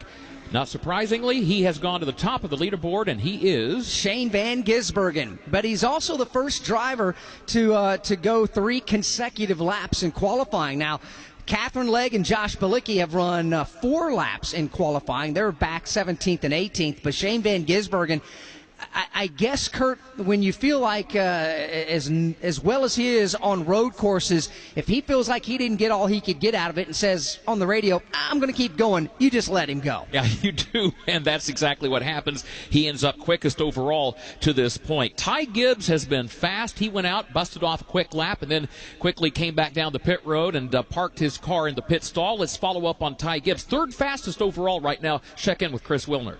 The plan originally for Ty Gibbs was to go out, run those 2 laps. He quickly went to the top of the board, and he was well clear by about a second. They brought him down pit road, and then Tyler Allen said that they were going to wait and see if they need to go back out. Well, certainly in the last 5 minutes, we saw what SVG just did. And actually just looking at the body language of this entire Joe Gibbs racing crew, they almost just laughed. Like they just knew this was coming from SVG. We're not surprised to see him throw up a monster lap like he just did. So now the plan is to get this car as cooled as quickly as possible, and they're going to send Ty Gibbs out with just about just under 6 minutes to go. Let him get 2, possibly 3 if he needs it. But Ty Gibbs thought it was good. Well, and then SVG went out and one-upped him, so he's going to have to go back out and give it another go to try to topple SVG here in qualifying. 8 minutes to go here in the Group 1 cars right now. And after the radio snafu that Steve Post explained earlier for Connor Zilic, who only got 1 lap in earlier, which not a bad lap for Connor Zilic. He was 8th best. He has pulled back out on the Watkins Glen race course, and he's going to try to up that. We had heard earlier during the practice session, Steve told us that Connor Zilic had been loose. The car had trouble getting off the corners. Then we heard about the radio miscommunication here in qualifying. But Connor Zilic, nonetheless, after all that, 8th quickest overall, he is back out on the racetrack as Alex described. Michael McDowell, let's check and see what the story is with him. He's 2nd quickest. Let's go to Steve Post. Similar to what Chris reported with Ty Gibbs, they're cooling this car down, and they're watching the laps and listening to the radio traffic with Travis Peterson and Michael McDowell as Shane Van Gisbergen was on the lap. It was an emotional change. As Travis Peterson said, he just did a perfect bus stop, talking about Shane Van Gisbergen as they compared the laps overall. The inner loop, or the bus stop as it's known down here, that was where Shane Van Gisbergen was quicker, and Travis reported that Shane was also better down into turn number 1. So they're going to cool this car down and see if they can go out and maybe one-up Shane Van Gisbergen here as they get set to go. Let's go further up pit road. Chris Wilner. Yeah, here with Chase Briscoe, who's watching Ty Gibbs getting ready to go back out. So what do you learn watching Ty in this session, and what did you learn about your race car before you go qualifying? Yeah, just trying to see, kind of just how much harder you can drive it in qualifying. It looks like we're, 7, 8 tenths faster than what we had in practice. So, yeah, just trying to see, where all that 7 and 8 tenths comes from. Is it all in one area of the racetrack, or is it a little bit everywhere? So, just trying to see, what you can learn from the data. But yeah, I thought our Bass Pro Shops Toyota was pretty good in practice. You never really know until we all finally, go out there for qualifying in the race. But it drove okay. Could have done some stuff a little bit better, but at least was in the mix, I thought. So, yeah, see what we got here. Does this Toyota have a 71-second lap in it, you think? Yeah, I think if I do my job, that's what it all comes down to on these road courses. Is your car is obviously a huge component, but from the driver's seat, you gotta nail it on your end. You can't mess up one of these corners, or it really adds up. And Shane's just so good at never really messing up, so it makes you where you have to push hard to try to keep up with him, and that's where a lot of guys obviously are making mistakes. So hopefully I'll do my job, and we'll see if it's enough. It's not been enough in any other road course, but maybe today will be the day. All right, Chase Briscoe getting ready to go out and qualify. He's been the pole man this year. Most poles out in this season out of anybody. He'll try to add another one here today. Trying to win, if he does, his 3rd consecutive Cup Series pole. If he's successful in that, be the first driver since 1980 when Cale Yarbrough won 3 consecutive pole positions in the Cup Series. He's got a tall task as we've got a couple of more cars, Kurt, on the track with just 5 minutes to go in Group 1. One of those is the car of Chris Buescher, who won this race 1 year ago. Talked about the fact a year ago did not have a great qualifying effort. He started outside the top 20 last year. He is 7th quickest overall. Again, this is just now Group 1 on the racetrack, but he did take a lap, 7th fastest, checks in at 121.528 miles per hour. And in fact, he's He's going to climb further up the leaderboard on his second lap. His time, 1:12.265 seconds. That's just over 122 miles an hour, so move Chris Buescher up to third fastest overall. And he had not taken a qualifying lap in this session until just now when he ran those 2 consecutive laps. Cole Custer is on the track right now. Connor Zilich is back out there. Noah Gregson, Ricky Stenhouse Jr., Ty Dillon, Kyle Larson is back on the track, as well as J.J. Yaley. Question for you about what we heard from Chase Briscoe a moment ago. Do you like the attitude that it's always healthy to have a good, strong respect for a competitor like Shane? You got to have the fire to go out there and say, all right, he's the quickest. I think maybe I've got it in me to go out and run a faster lap. Did you like that? Yeah, I do, and it's part of the conversation and confidence that he has in James Small and that whole 19 team over there at Joe Gibbs Racing. I think it's been invigorating for this relationship to see them get the win that they got earlier this season and all the poles they've had. They've had speed. He's adapted to it, and I think he's got a lot of belief in his guys. It is. Shane Van Gisbergen does a really good job. We've seen that. That's why he has 3 road course wins this year. He's really good at this type of racing. It's what his come up, how he was brought up. So we'll see where that plays out. But yeah, I like the fact that he really feels confident. If he hits his marks, he's got an opportunity to compete with him. Agree 100%. He's also being very realistic because he's in Group 2 and he sees the speeds right now, and he sees the mark that Shane Van Gisbergen put down, which, by the way, Van Gisbergen's fastest lap is the only lap in Group 1 so far that has eclipsed last year's pole speed. So while he has the confidence because he already has 6 poles this year, he certainly has a very realistic approach as well. Is it safe to say, sometimes I look out the window and I'll look at the drivers that are waiting to go out, and they seem so relaxed and so casual. Safe to say the wheels are always turning upstairs? Yes, yeah, they are, especially through these sessions. You've got all sorts of data to digest and what you can work through. You're focused on what you can do through the session. Michael McDowell comes back out on the racetrack, 2.5 minutes to go. So realistically, these drivers can get 1 to 2 more laps in qualifying in Group 1, then these drivers will be done until we get set for the Go Bowling at the Glen tomorrow. We've got Group 2 drivers still to qualify. They'll combine the times and we'll set the starting lineup for the Go Bowling at the Glen. Shane Van Gisbergen is the fastest, and he just sits patiently on the pit lane. They've already put the Trackhouse Racing cover across the Lexan windshield. They have no plans of going back out on the racetrack at this point. In fact, Steve Post, I thought it was interesting. You commented a moment ago about the observation about Shane Van Gisbergen so smooth through the inner loop, and that is such an important part of the course in order to get back out on the main portion of the racetrack and carry some momentum through the carousel. And that's what everyone is talking about, the conversation. And we heard as Chris talked to Chase Briscoe, he said Shane is just so good everywhere. And when you look at the bus stop, it's arguably the most technical part of this road course. And from all accounts, looking at everybody watching the telemetry, he may have gotten a perfect bus stop. I know we'll talk to Shane and he'll talk about what he missed down there, but the bottom line of it is he just nailed that bus stop, and that being such a technical part of the course, as well as an acceleration course down through the 90 and down into the next part of the course. That is such a key part of it, and it looks like SVG did his homework, but we'll see. McDowell's gone back out. Justin Haley's gone back out. I think Kyle Larson's going back out. So I think we'll see if anyone else can maybe try to nail that bus stop as well. And as racers, we learn the most from our failures. And Shane Van Gisbergen missed in the inner loop, and that's where Chris Buescher passed him last year for the win here. He got a little too close to that wall. He hit it, knocked him a little bit loose. I am sure in the offseason he's made sure that area is spot on point for where he needed to come back this year. Nobody that's still on the track in this closing 30 seconds is getting any quicker, because we learned in practice that the Goodyear tires are great, but as designed, the lap times get a little slower the more laps you put on them. So I think Shane Van Gisbergen very safe here on his lap time that he put up, at least for the Group 1 drivers. Still wait to see what happens with the Group 2. Again, so far, Shane, the only driver to break the 72-second barrier. His time was 1 minute 11.993 seconds. Didn't beat it by much, but enough to be the quickest to this point. And again, that computes to a speed of 122.5 miles per hour.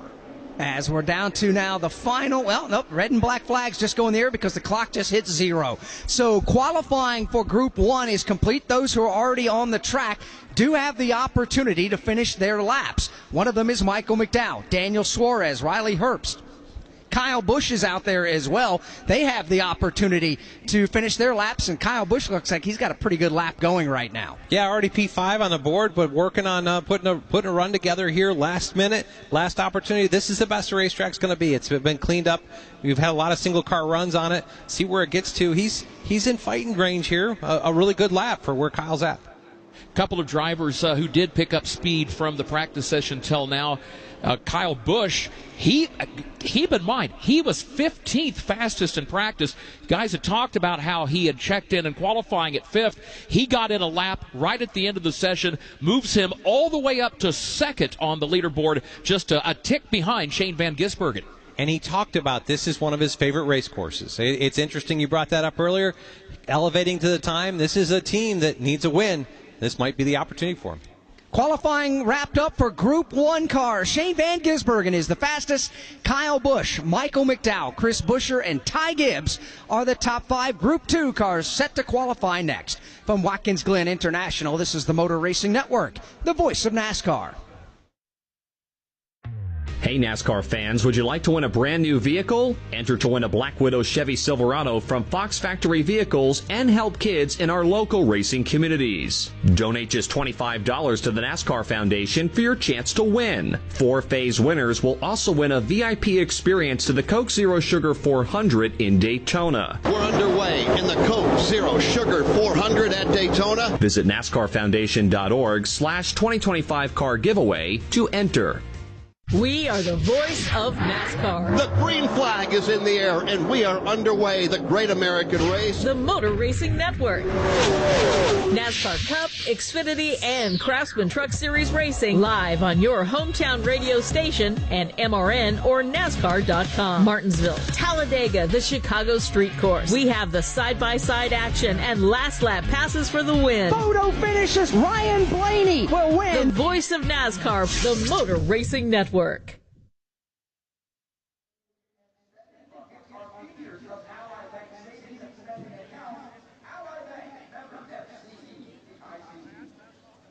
Back at Watkins Glen International, waiting on Group 2 track to go hot for their qualifying to see where they stack up against the Group 1 cars. Don't forget, coming up later today, 2:30 p.m. Eastern to be exact, just a little less than an hour from right now, the NASCAR Xfinity Series will race here at the Glen in the Mission 200 at the Glen. Tomorrow, it is the NASCAR Cup Series, the main event, the Go Bowling at the Glen.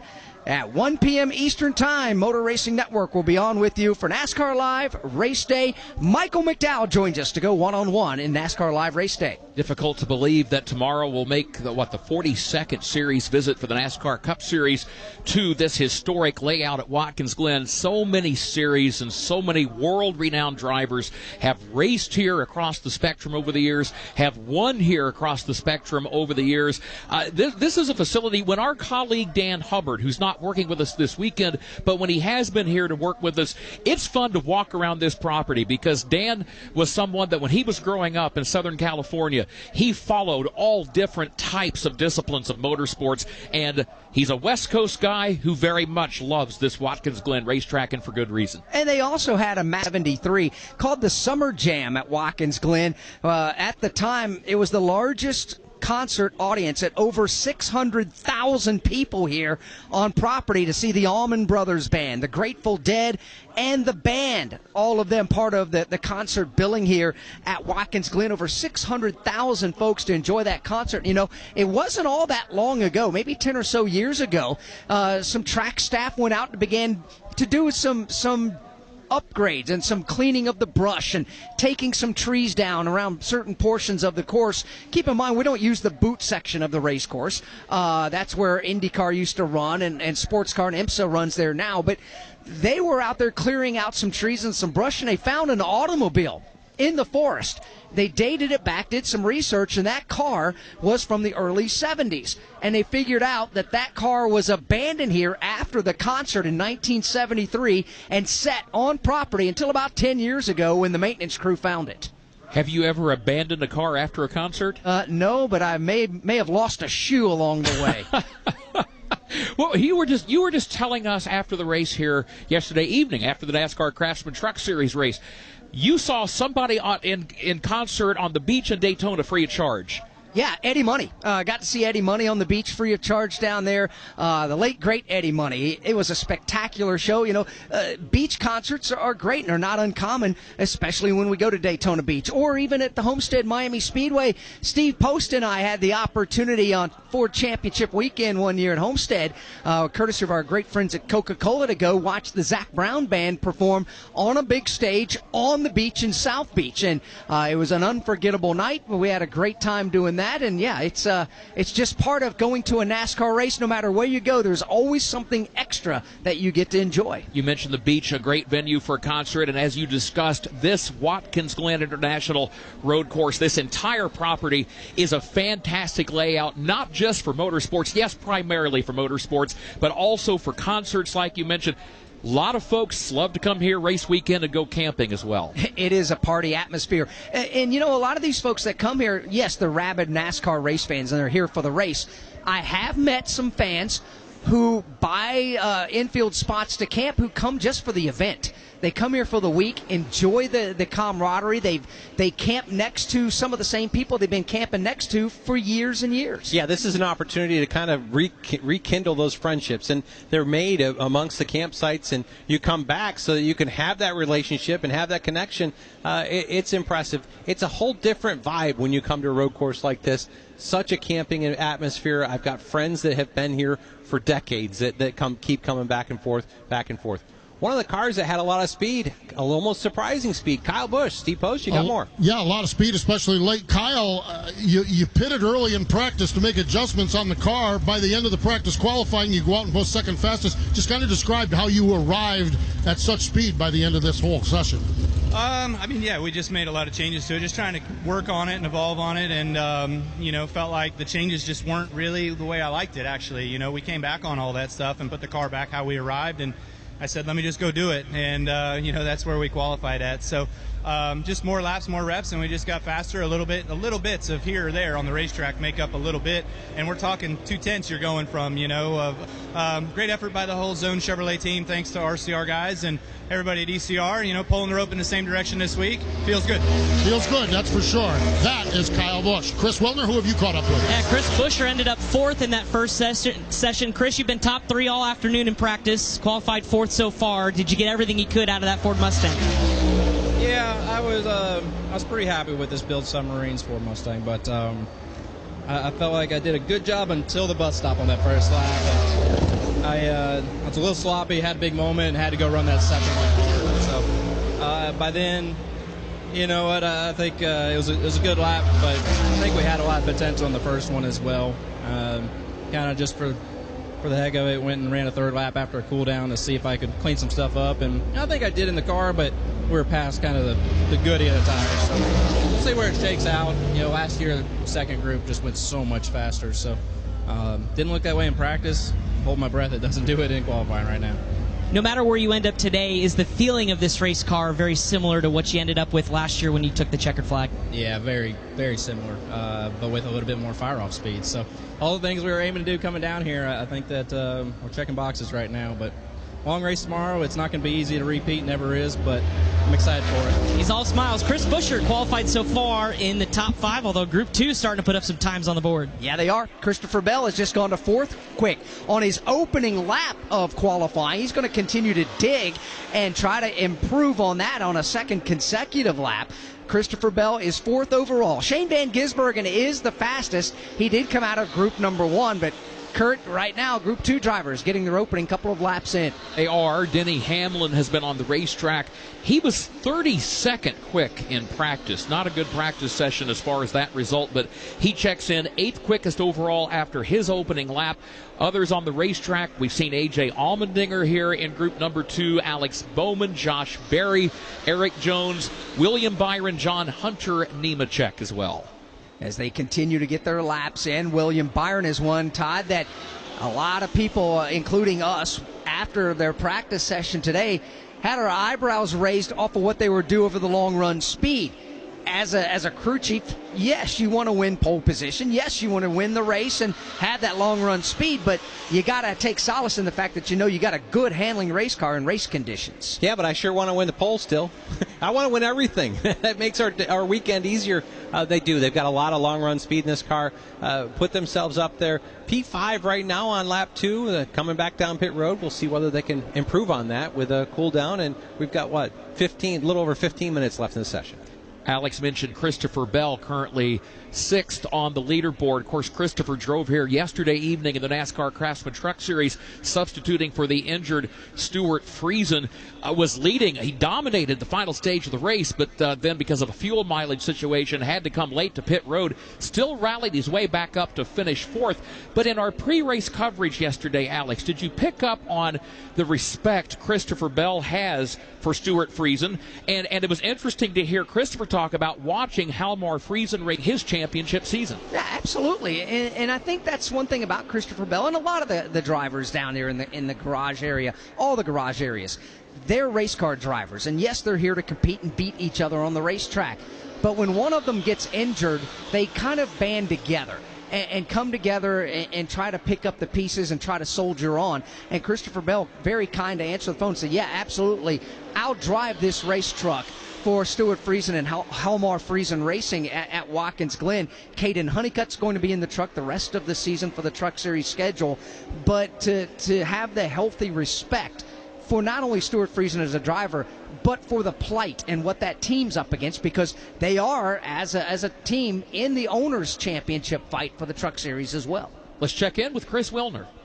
Yeah, some of the nuances of qualifying, and you heard it from Chris Buescher just talking about having to nail every portion of the lap. Well, for Alex Bowman, who currently sits 4th, pretty good, but there's definitely more on the table. He came over the radio as he pulled down pit road and said, I royally messed up the bus stop. I need to do that again. So Blake Harris said, let's cool down the engine and give it one more go. So more than one time now we've heard of drivers thinking that there's definitely more left. But again, you have to be perfect here in qualifying. Alex Bowman believes he wasn't. He's going to try it again. But again, top 5 on a not perfect lap. We'll see what he can do on a perfect lap here later on. We'll wait and see for Bowman. He's currently 4th.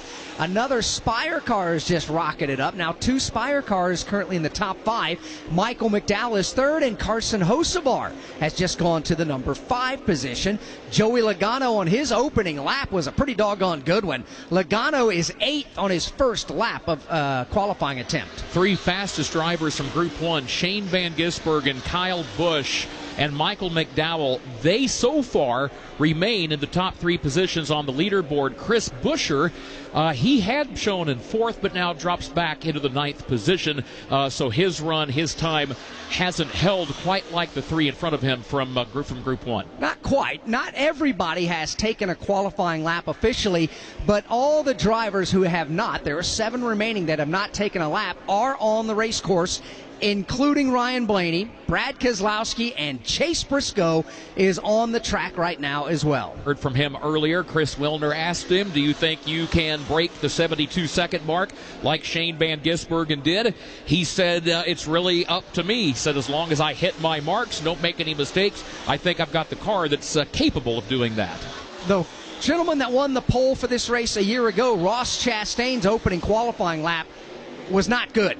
32nd for Ross Chastain on his first qualifying lap attempt. We'll see if he's going to continue to dig on. I'm quite certain he will, but not at all, I don't think, Kurt, what they were looking for. No, and likewise, not a good opening lap for Austin Cindric or for Brad Keselowski. But again, in fairness, just the first lap for these drivers here in Group number 2. You have Chastain checking in at 33rd now. Carson Hocevar sneaks up into the top 5. He turns a lap a minute 12.2 seconds, 122.161 miles per hour, and again for now puts him in the top 5. Ryan Blaney's first lap good enough for 10th. Blaney keeps his foot on the gas as he continues to soldier on lap number 2. See if he can pick anything up here. Todd, what are you watching with Blaney get around this course? Yeah, the first lap was decent, and he's working his way around. He's kind of, seems like he's adding a little bit of speed as he comes forward.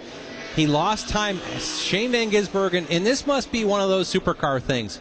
He's murdering people through the inner loop. That area there, if I think back to the days when we were there, Marcus Ambrose really worked this area really well, and Shane made so much speed there.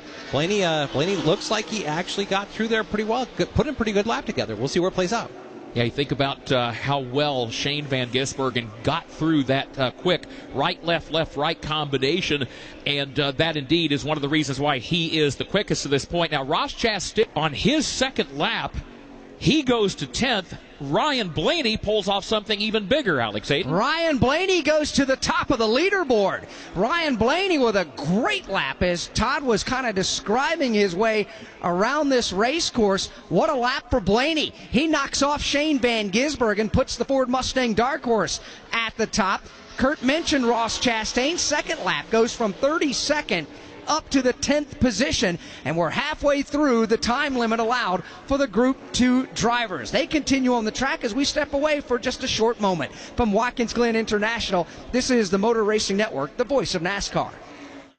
It isn't just Tuesday nights. On Thursday, we go wide open with some of the sport's biggest legends. Dover's so good that even concrete couldn't ruin it. And some of NASCAR's rising stars. I don't like getting drove in the back of, and I honestly don't like doing it, but you're not buddy-buddy with everybody, and I've had to learn that. NASCAR Live Wide Open has you covered from the rookie class all the way to the Hall of Fame. Subscribe now wherever you listen to podcasts. Hi, folks. Kyle Petty here. I want to tell you about a place that's dear to my heart, Victory Junction. It's a year-round camp that gives kids with complex medical and physical conditions life-changing experiences that are fun, empowering, and always free for families. Please help Victory Junction support kids who need it the most by making a donation today. Any amount will help kids attend camp for free. Help make a difference by visiting victoryjunction.org/donate.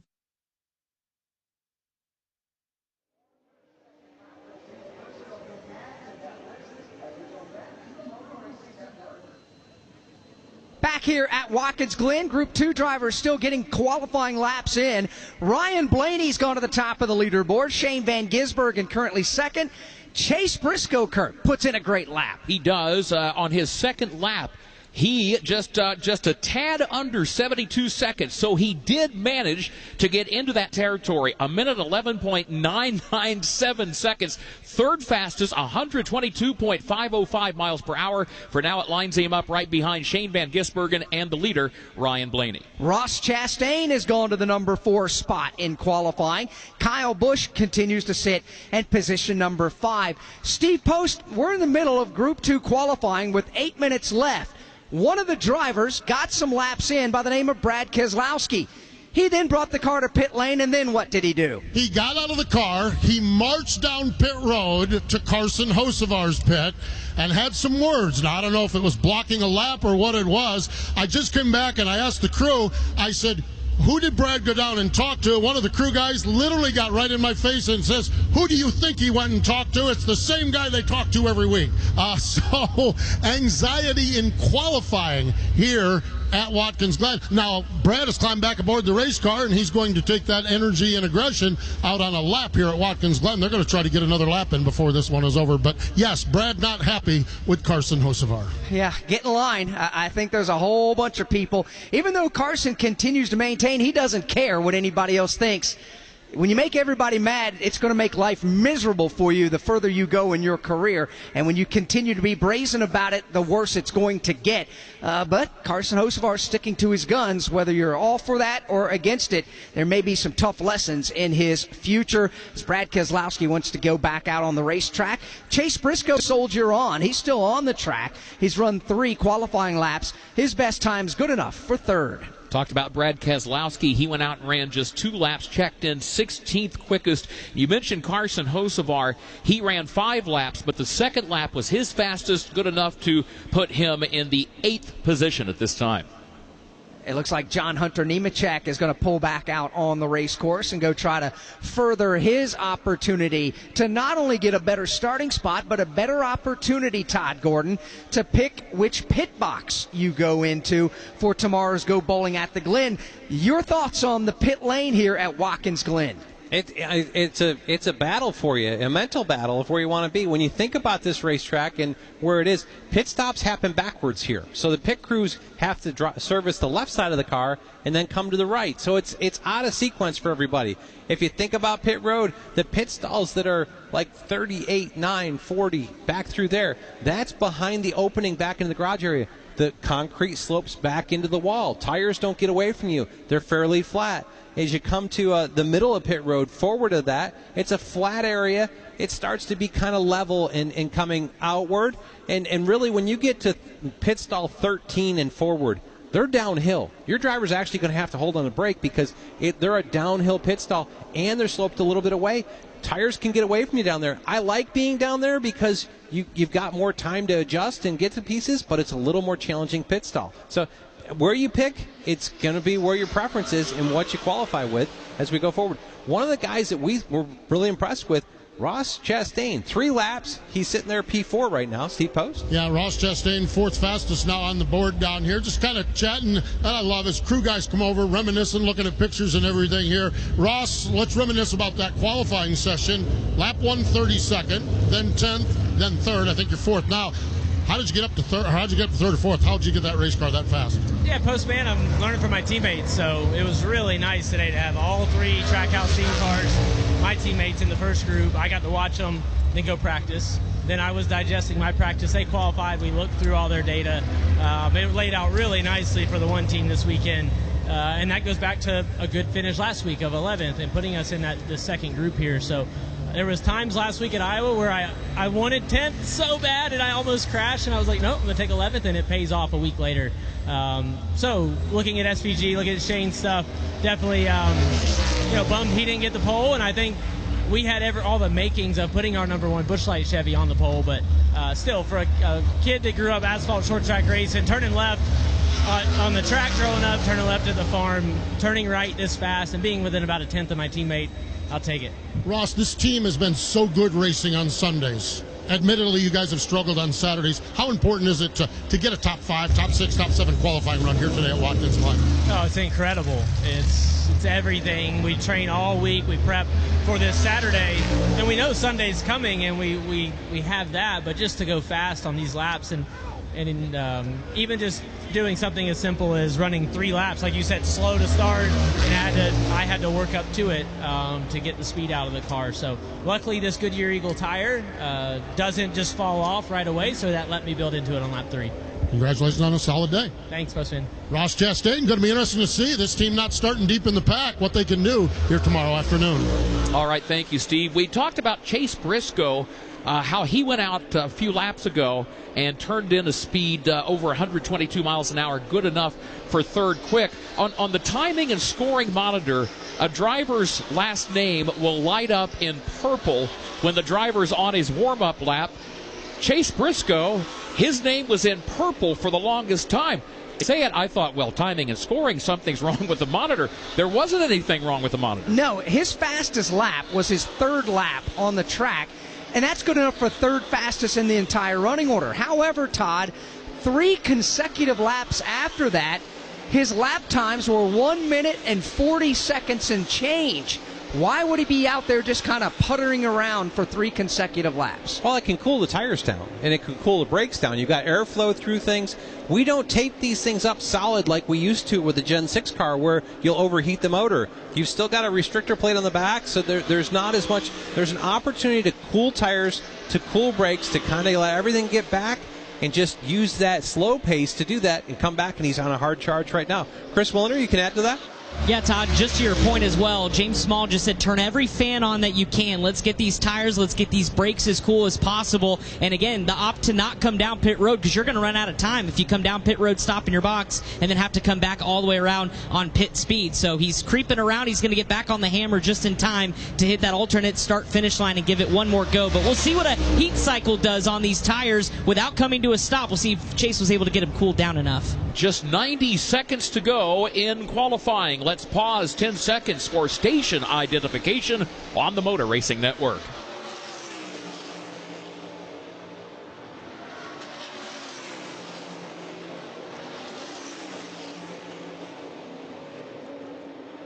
Qualifying is 75 seconds from concluding for the Go Bowling at the Glen for the NASCAR Cup Series Motor Racing Network, here to bring you live coverage. I'm Kurt Becker. Alex Hayden and Todd Gordon stand to my left. Our pit coverage from Steve Post and Chris Wilner.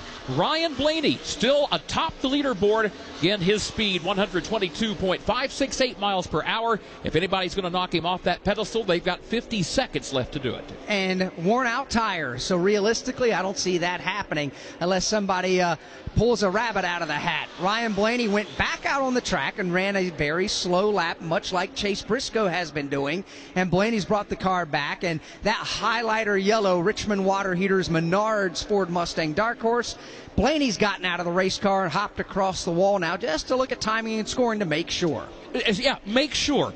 Okay, go. Let's just review Ryan Blaney's most recent qualifying results at Watkins Glen in the last 3 years. 26th, 23rd, 30th. Today, number 1. Yeah, so far. But as we get to this point, we're about to see the red and blacks out there. We'll see who else is on the racetrack that might make a run at it. But a really good effort by Jonathan Hassler and Ryan Blaney putting things together. You know, they've got an IndyCar program in-house that does a lot of this left and right. They've got a guy that used to work and race pretty hard against Shane Van Gisbergen that drives one of those Indy cars, Scott McLaughlin. I know he's friends with these guys. I don't know if they're picking up any pieces off of it, but doing a really good job making speed out of this program. Jonathan Hassler gave him a great race car, and Ryan Blaney got it all out of it. Red and black flags are in the air. Out of the left hand of Chief starter this weekend, Brett Dalton on top of the flag stand. We've got 2 cars still on the racetrack. Christopher Bell, who's just brought his car in. Bell would be 9th fastest overall.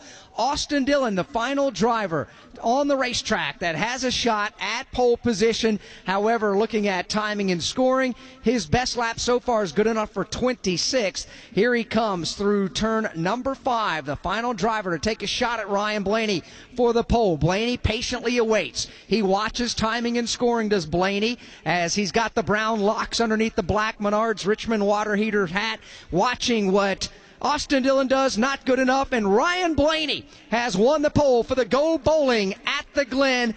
We'll hear from the pole winner in just a moment. From Watkins Glen International, this is the Motor Racing Network. Looking for motorsports coverage you can't find anywhere else? Look no further than the Motor Racing Network's lineup of weekly podcasts. NASCAR news and interviews on NASCAR Live and NASCAR Live Wide Open. NASCAR Cup Series Insight on Crew Call. NASCAR Grassroots Racing News and Talk on NASCAR Coast to Coast. And Sprint Car Talk on Wing Nation. All these and more available on podcast platforms and MRN.com. Under the Saturday night lights at Richmond, there's no place to hide. Tight turns, tempers flaring. When the sun goes down and the sparks fly. Dreams of the playoffs live or die in prime time. 3 nights, 3 races, 1 shot at the best weekend of your summer. You better not miss it. NASCAR Weekend at Richmond Raceway, August 14th through the 16th. Get your tickets now at richmondraceway.com.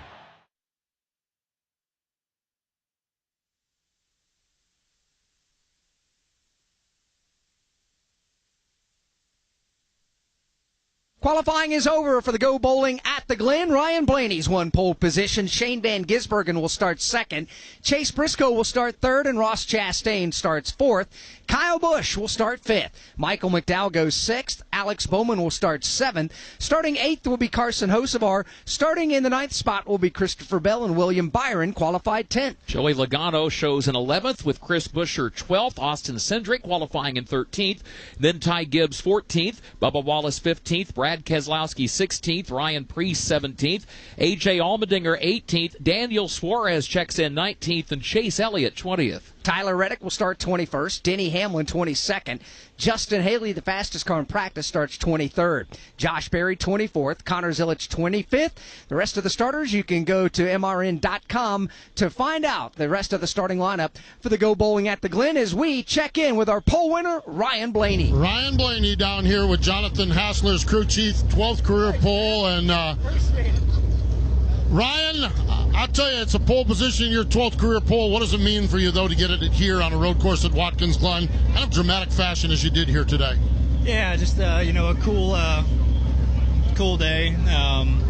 Having decent speed in practice, and then being able to throw a lap together, and like I said, like I'm a pretty average road racer, but I work really hard at trying to be better, and my team and I try to figure out ways of how can we improve, and from the car and to the driver. So it's cool when you work really hard at trying to get better at something, and it pays off in little dividends. It's just one lap today, and we got 90 tomorrow to try to stay up there, but try to tackle one task at a time and see what we can do tomorrow. But really, really proud effort of the whole 12 group, and looking forward to starting up front tomorrow. We spent a lot of time on our broadcast talking about the inner loop, and specifically how SVG went through the interview. Todd Gordon, your former crew chief, was watching it live, and he lit right up and said Blaney got through the inner loop well. How did you feel about that portion of the course? Yeah, I felt pretty decent. It's always like a risk-reward thing getting in there, and how much do you want to push and commit. And honestly, I think where I beat the 88 was more up the hill, through the S's. I had a really good turn 2 and turn 3, and he got a lot of it back in the bus stop, just kind of out-braking me, but I was still pretty good. And then I was able to get him a little bit through the carousel, and that allowed me to kind of propel forward. So, I felt good about the lap. I honestly thought I could have got a couple more tenths, and it's just hard to put it together, for a whole lap. And, we'll take them where we can get them.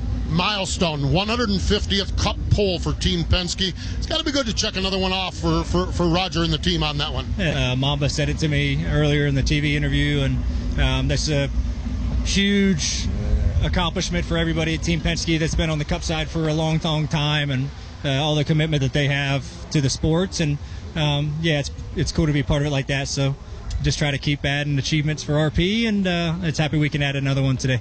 Keep adding achievements. That is Ryan Blaney, wins the pole position here today at Watkins Glen. He will lead the field to the green flag tomorrow in the Go Bowling at the Glen. Don't forget, Motor Racing Network airtime 1 o'clock Eastern tomorrow. NASCAR Live Race Day will be with you to get the table set for a big day of NASCAR Cup Series racing. We're not done here at the Glen today. Coming up at the bottom of the hour, 2:30 p.m. Eastern Time, the NASCAR Xfinity Series Mission 200 at the Glen. We'll have that for you at 2:30 Eastern Time. Big thanks to Steve Post and Chris Wilner on the pit lane. For Todd Gordon and Kurt Becker, I'm Alex Hayden. We congratulate Ryan Blaney, the winner of the pole position for the Go Bowling at the Glen. Motor Racing Network's coverage of practice and pole qualifying for the Go Bowling at the Glen has come to you from Watkins Glen International. Presented on MRN by E3 Spark Plugs. Powerful and fuel efficient. Find E3 at your nearest auto parts store. Our coverage has come to you under an exclusive radio license granted by Watkins Glen International to the Motor Racing Network, solely for the non-commercial use of our listening audience. Any use of the descriptions and accounts of this event without the express written permission